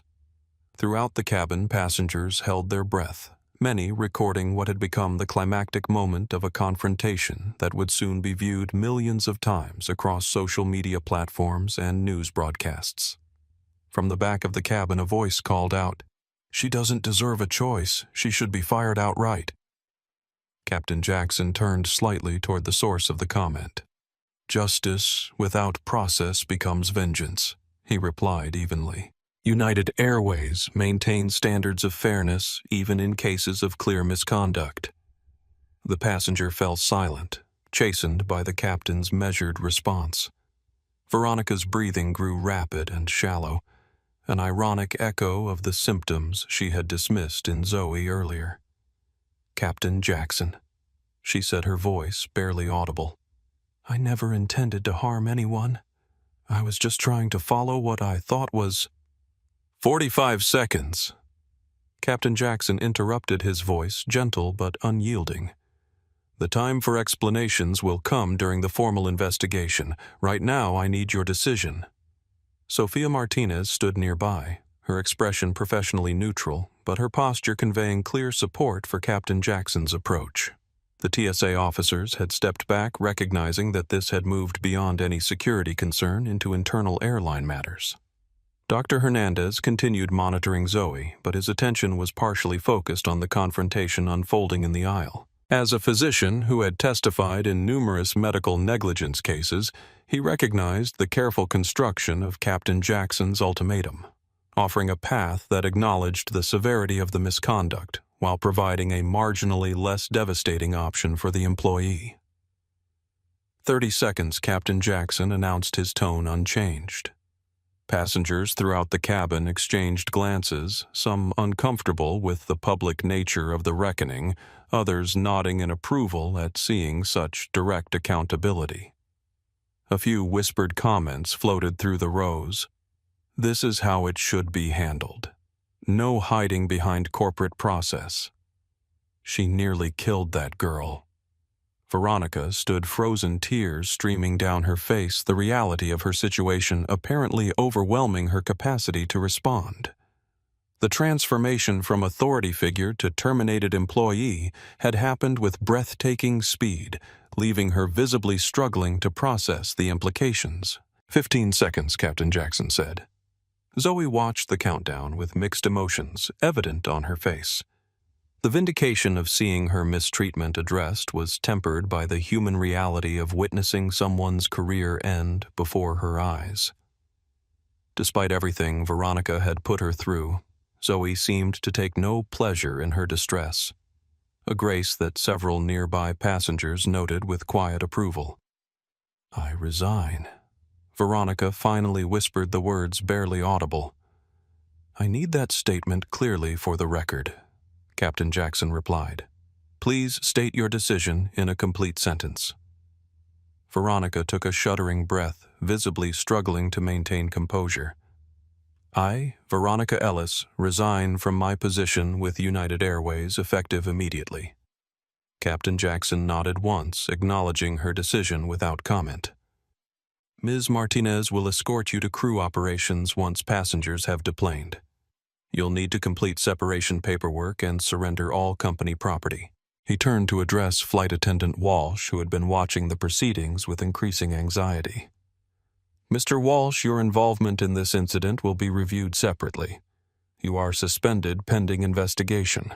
Please accompany Ms. Ellis to crew operations after deplaning." Walsh nodded mutely, his earlier bravado completely evaporated. Captain Jackson then addressed the cabin at large, his voice shifting to the reassuring tones of a captain addressing passengers. "Ladies and gentlemen, I apologize again for the continued delay. United Airways will be arranging immediate alternative transportation for everyone on board.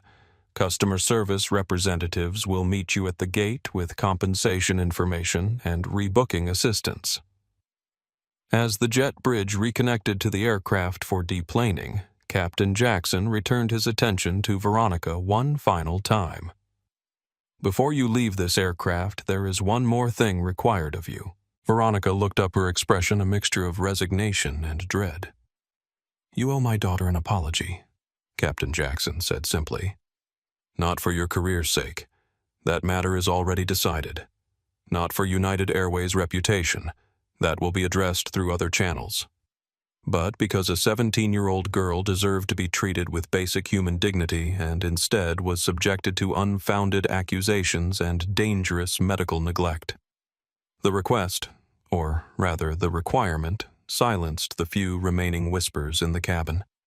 All attention focused on Veronica as she turned toward Zoe, who was now breathing normally thanks to her medication, but whose expression still carried the memory of her ordeal. "Zoe," Veronica began, her voice breaking, "I am deeply sorry for how I treated you today. I was wrong about your medication, wrong about your medical needs, wrong about everything. What I did was inexcusable, and I hope someday you can forgive me." The apology hung in the air, its sincerity impossible to determine amidst the emotional breakdown of its delivery. Zoe regarded Veronica for a long moment before responding, her voice steady despite the lingering effects of her asthma attack. "I accept your apology," she said simply. "I hope you learn from this." The maturity and composure in her response caused several passengers to nod in approval. There was no vindictiveness in Zoe's words, no desire to further humiliate someone already facing the consequences of their actions. Just a simple acknowledgement and a hope for growth. As Veronica was escorted toward the front of the aircraft by Sofia Martinez, Captain Jackson turned his attention to his daughter's well-being and the logistics of getting 308 passengers rebooked on alternative flights. The ultimatum had been delivered, the choice made, the consequences set in motion. What had begun as a routine flight to Los Angeles had transformed into something none of the passengers would soon forget. A rare glimpse of institutional accountability functioning as it should, of power used to protect rather than to persecute, of justice delivered without delay or deflection. As passengers prepared to deplane, many cast final glances at Zoe and her father, an ordinary teenager and an extraordinary airline captain who had together sparked what would likely become a watershed moment in how airlines handled medical accommodations and addressed discriminatory conduct among staff. The reckoning was complete, but its ripple effects were just beginning. The apology required of Veronica Ellis represented more than just words exchanged between a former flight attendant and a wronged passenger. It marked a fundamental rebalancing of power witnessed by hundreds in person and soon to be viewed by millions online. This wasn't just about one employee's misconduct or one passenger's suffering. It was about accountability in its purest form. As Veronica turned to face Zoe Jackson, the cabin fell completely silent. Even the usual sounds of passengers gathering belongings for deplaning ceased as everyone recognized the significance of this final act in the unfolding drama. Zoe Veronica began, her voice breaking.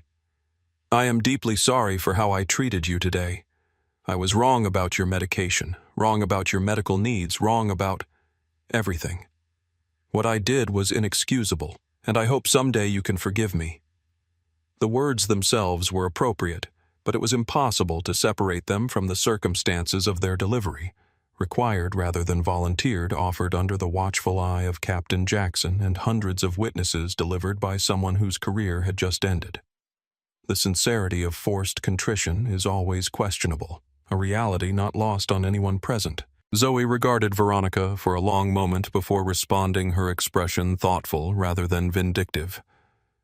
Despite being only 17, despite having just experienced a traumatic medical emergency caused by this woman's prejudice, Zoe exhibited a composure that many adults in the cabin visibly admired. "I accept your apology," she said simply. "I hope you learn from this."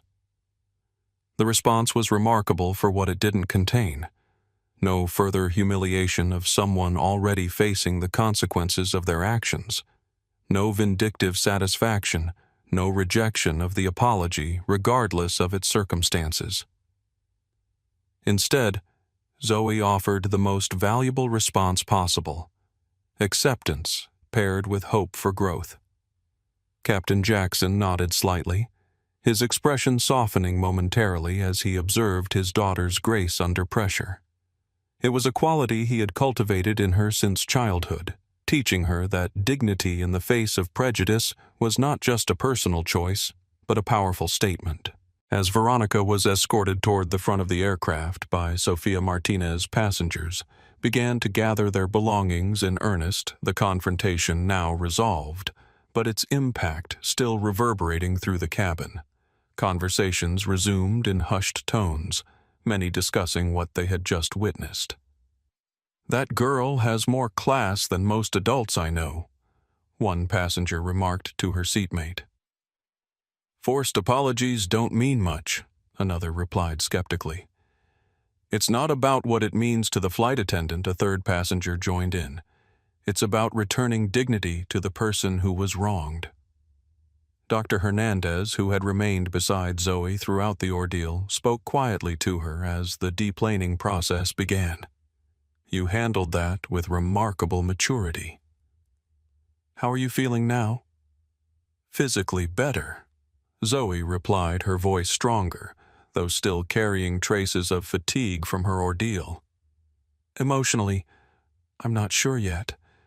It all happened so fast." The medical team Captain Jackson had summoned was waiting at the jet bridge, as arrangements were made for Zoe to be evaluated. Before continuing her journey, Isabella Rodriguez approached cautiously, her live stream still active, but her camera now lowered respectfully. "Zoe," she said gently, "I'm Isabella Rodriguez, independent journalist. What you experienced today has already reached hundreds of thousands of viewers. Many are asking how they can support you or learn from this incident.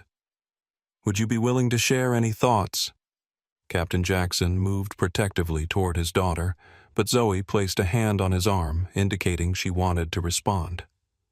"What happened to me today happens to people all the time," she said, her voice quiet but clear. "The difference is that most don't have a father with captain's stripes or hundreds of witnesses with cameras.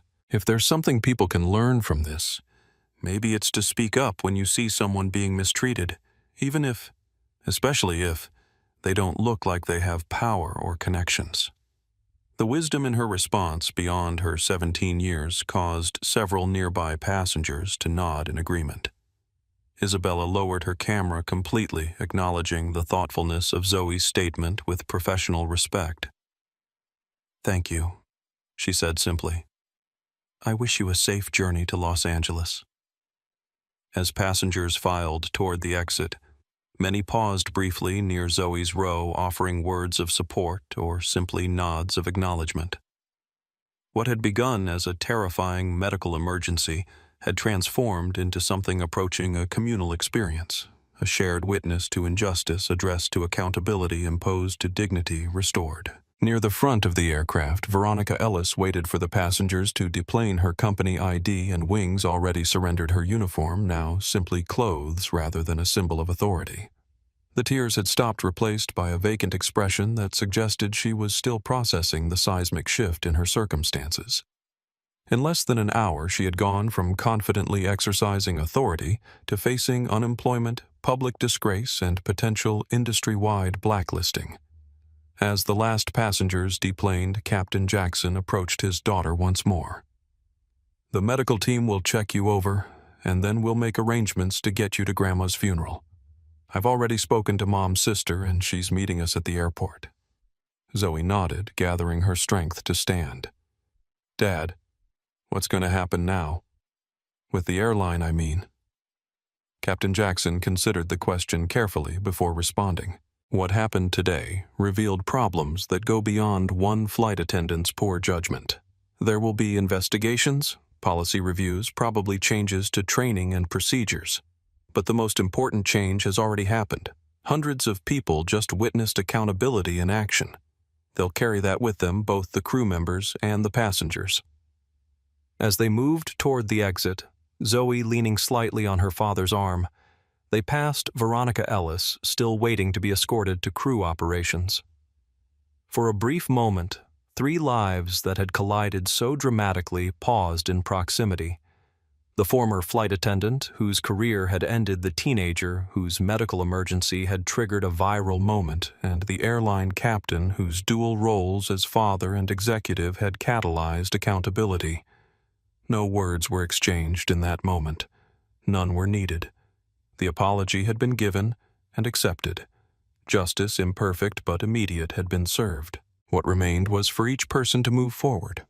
Veronica to face the consequences of her actions, Zoe to complete her journey to her grandmother's funeral, and Captain Jackson to ensure that what happened today led to lasting changes rather than temporary damage control.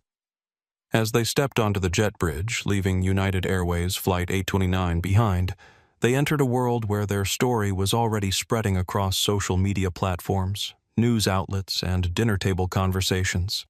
A case study in what happens when prejudice meets power, when assumptions meet authority, when wrong meets right in the confined space of an aircraft cabin on an otherwise ordinary Tuesday morning.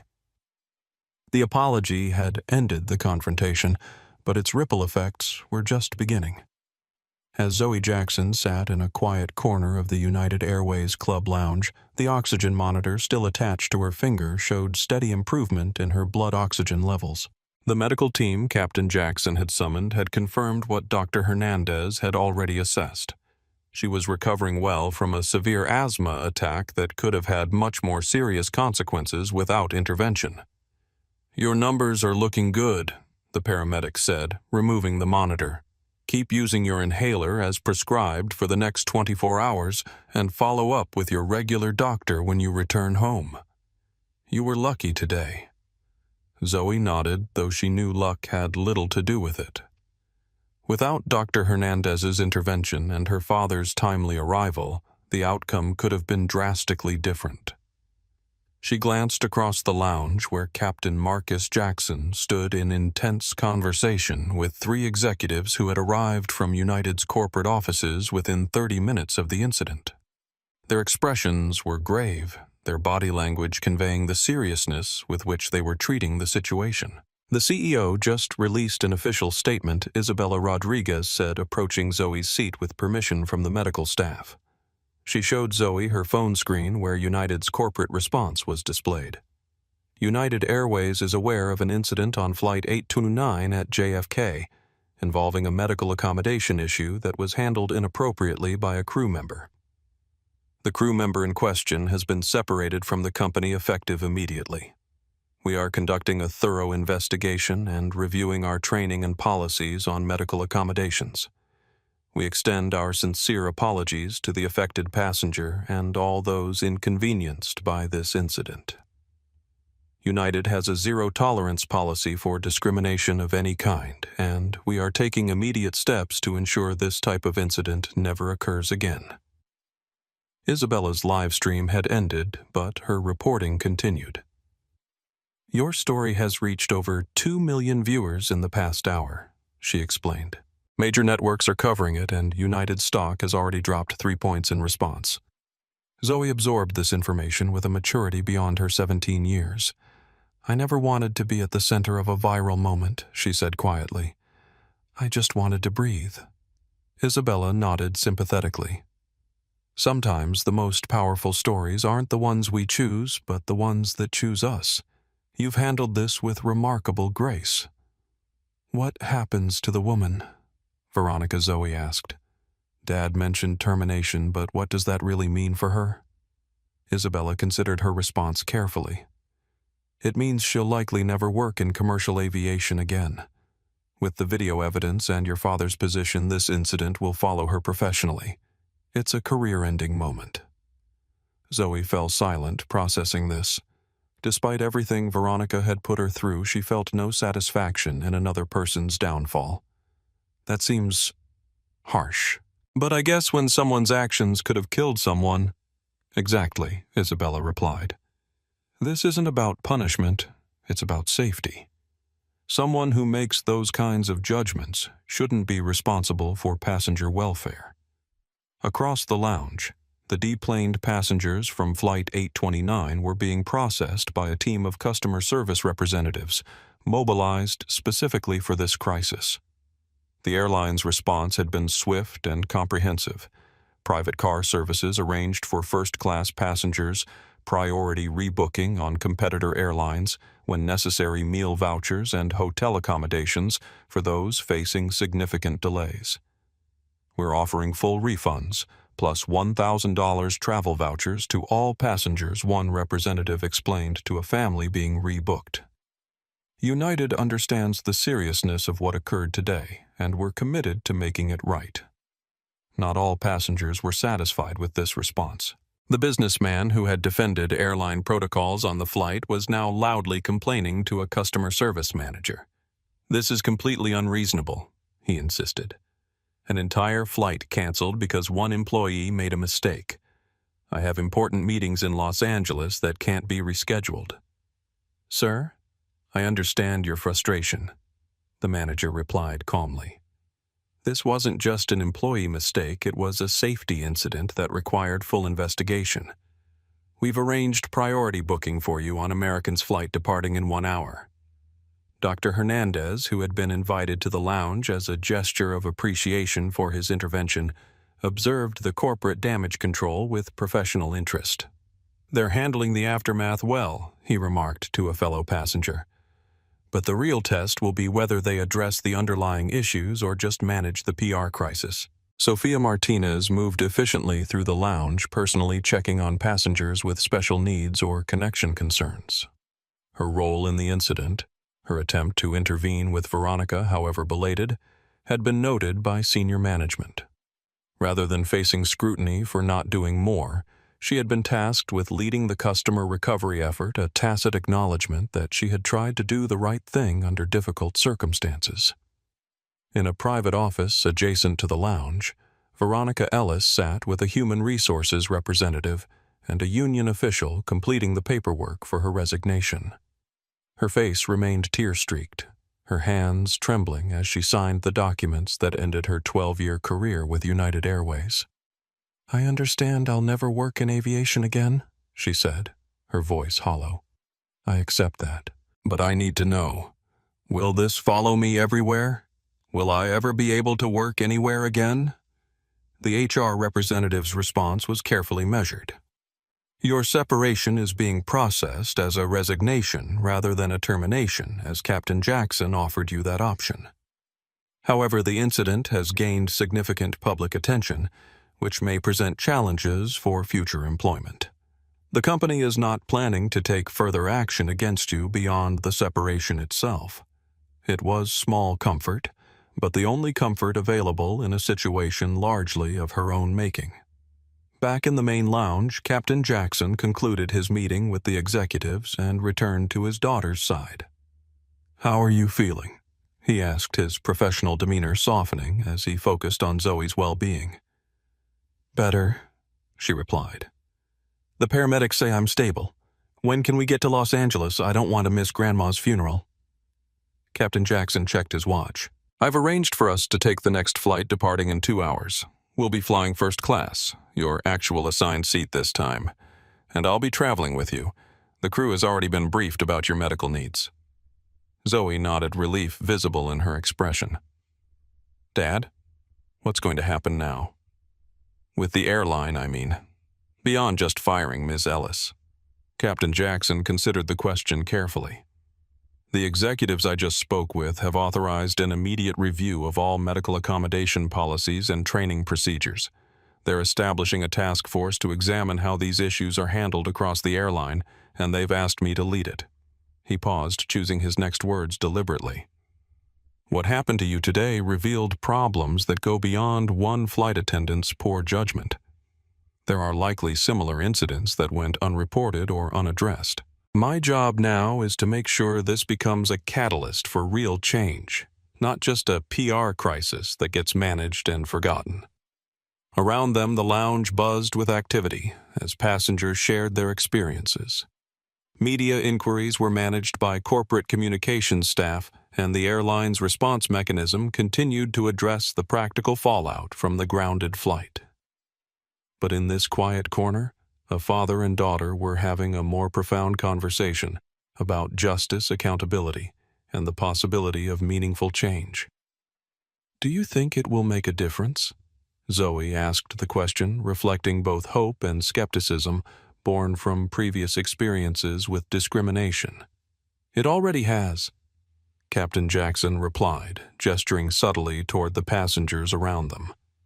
Everyone on that flight witnessed accountability in action today. They saw what happens when prejudice is confronted directly, rather than managed quietly behind closed doors.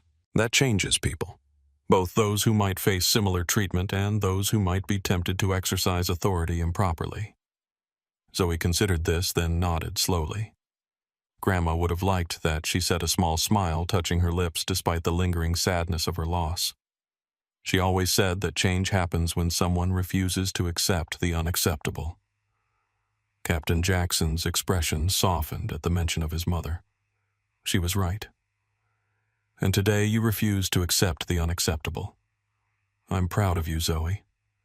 As they prepared to continue their journey to Los Angeles, neither fully realized how far the ripples from Flight 829 would spread, or how many lives would be touched by what had begun as one teenager's fight to breathe on an otherwise ordinary Tuesday morning. 3 years after the incident that transformed her from an anonymous teenager to a symbol of medical rights advocacy, Zoe Jackson stood at a podium in the Department of Transportation's main conference room in Washington, D.C. At 20, she carried herself with the quiet confidence of someone who had found her voice through unexpected circumstances. Today marks the official implementation of the Federal Medical Accommodation Standards Act, she announced to the assembled officials, advocates, and media representatives. This legislation ensures that every person traveling on any commercial transportation system in the United States has the right to access their necessary medical devices and medications without question or delay. The journey from viral incident to federal legislation had been neither quick nor easy. It had required sustained advocacy, coalition building, and countless hours of testimony before regulatory bodies and congressional committees. But the result, comprehensive protection for travelers with medical needs, represented a fundamental shift in how transportation systems approached passenger welfare. After the ceremony, Zoe found a quiet moment with her father, now United Airways' Executive Vice President of Passenger Experience. Their relationship had evolved in the years since the incident, strengthened by their shared commitment to transforming a personal crisis into institutional change. "Grandma would be proud," Zoe said softly, touching the small photo she carried in her wallet, her grandmother Eliza, whose funeral she had been traveling to when the incident occurred. "She would." Captain Jackson agreed. "Not just of the policy changes, but of how you've handled everything with dignity, purpose, and without losing yourself in the process." As they prepared to leave, Zoe noticed a familiar face across the room, Dr. Rafael Hernandez, now 78, but still active as the chair of the Medical Accommodation Advisory Board. The physician whose intervention had been crucial during her asthma attack had become a respected ally in the campaign for reform. "You know," Dr. Hernandez said as he joined them in 45 years of medicine, "I've seen many policies change, but rarely with the speed and substance of what you two have accomplished. Most reforms come after lengthy studies and incremental adjustments. You managed to transform an entire approach to passenger medical needs within 3 years." What Dr. Hernandez didn't say, what didn't need saying among the three of them, was that the changes had likely saved lives. Passengers who might once have hidden medical conditions for fear of confrontation or skepticism now registered them confidently. Crew members who might once have questioned the legitimacy of medical needs now followed clear protocols for verification and accommodation. The result was a transportation system where medical emergencies were less frequent and more effectively addressed when they did occur. The legislative victory represented the culmination of efforts that had begun in the confined space of an aircraft cabin 3 years earlier, but Zoe knew that her work wasn't finished. as a biomedical engineering student specializing in accessible medical devices. She was developing technologies that would further reduce barriers for individuals with chronic conditions. "What's next?" a reporter asked as Zoe prepared to leave the ceremony. "After achieving federal legislation, where do you focus your advocacy efforts?" Zoe considered the question carefully before responding. "The legislation creates a framework, but the real work happens in implementation, in training transportation staff, educating passengers about their rights, and ensuring that these protections extend to everyone, not just those with the resources or knowledge to advocate for themselves." She paused, then added a reflection that captured the essence of what she had learned through her unexpected journey from passenger to advocate. "What happened to me was exceptional, only because it was documented and addressed. For every incident that goes viral, hundreds more occur without witnesses or accountability. Real change means building systems where justice doesn't depend on having a father with captain stripes or a viral video to prove your experience." As Zoe and her father left the Department of Transportation, they passed a group of young transportation management trainees, being instructed on the new federal standards. The instructor was using Zoe's experience as a case study in how not to approach passenger medical needs and how proper accommodation could prevent potentially fatal outcomes. It was a small moment, but it represented the lasting impact of what had begun as 18 minutes of discrimination and danger on United Airways Flight 829. The incident had been transformed from a personal trauma into an institutional lesson, from a viral moment into lasting reform, from one teenager's fight to breathe into protection for millions of passengers who would never know her name, but would benefit from the changes her experience had catalyzed. Zoe Jackson had boarded that flight as a grieving granddaughter traveling to a funeral. She had emerged as an advocate whose experience would reshape how transportation systems approached passenger medical needs for generations to come. In the process, she had discovered something her grandmother had always tried to teach her, that sometimes the most powerful response to injustice is not simply to overcome it personally, but to ensure that others never have to face it at all. And that perhaps was the most meaningful resolution to a story that began with a simple plea: "Please, I can't breathe without it." These real-life stories remind us that one person's courage can create meaningful change. Zoe's touching story proves that advocacy matters, that young voices can transform industries, and that dignity in the face of discrimination is a powerful force. Have you witnessed or experienced discrimination that needed to be documented? Share your experiences in the comments below. Stories like Zoe's show us that individual actions can lead to lasting change. Hit subscribe to see more stories of people fighting injustice with intelligence and courage, and share this video to spread awareness about the power of accountability in creating social change.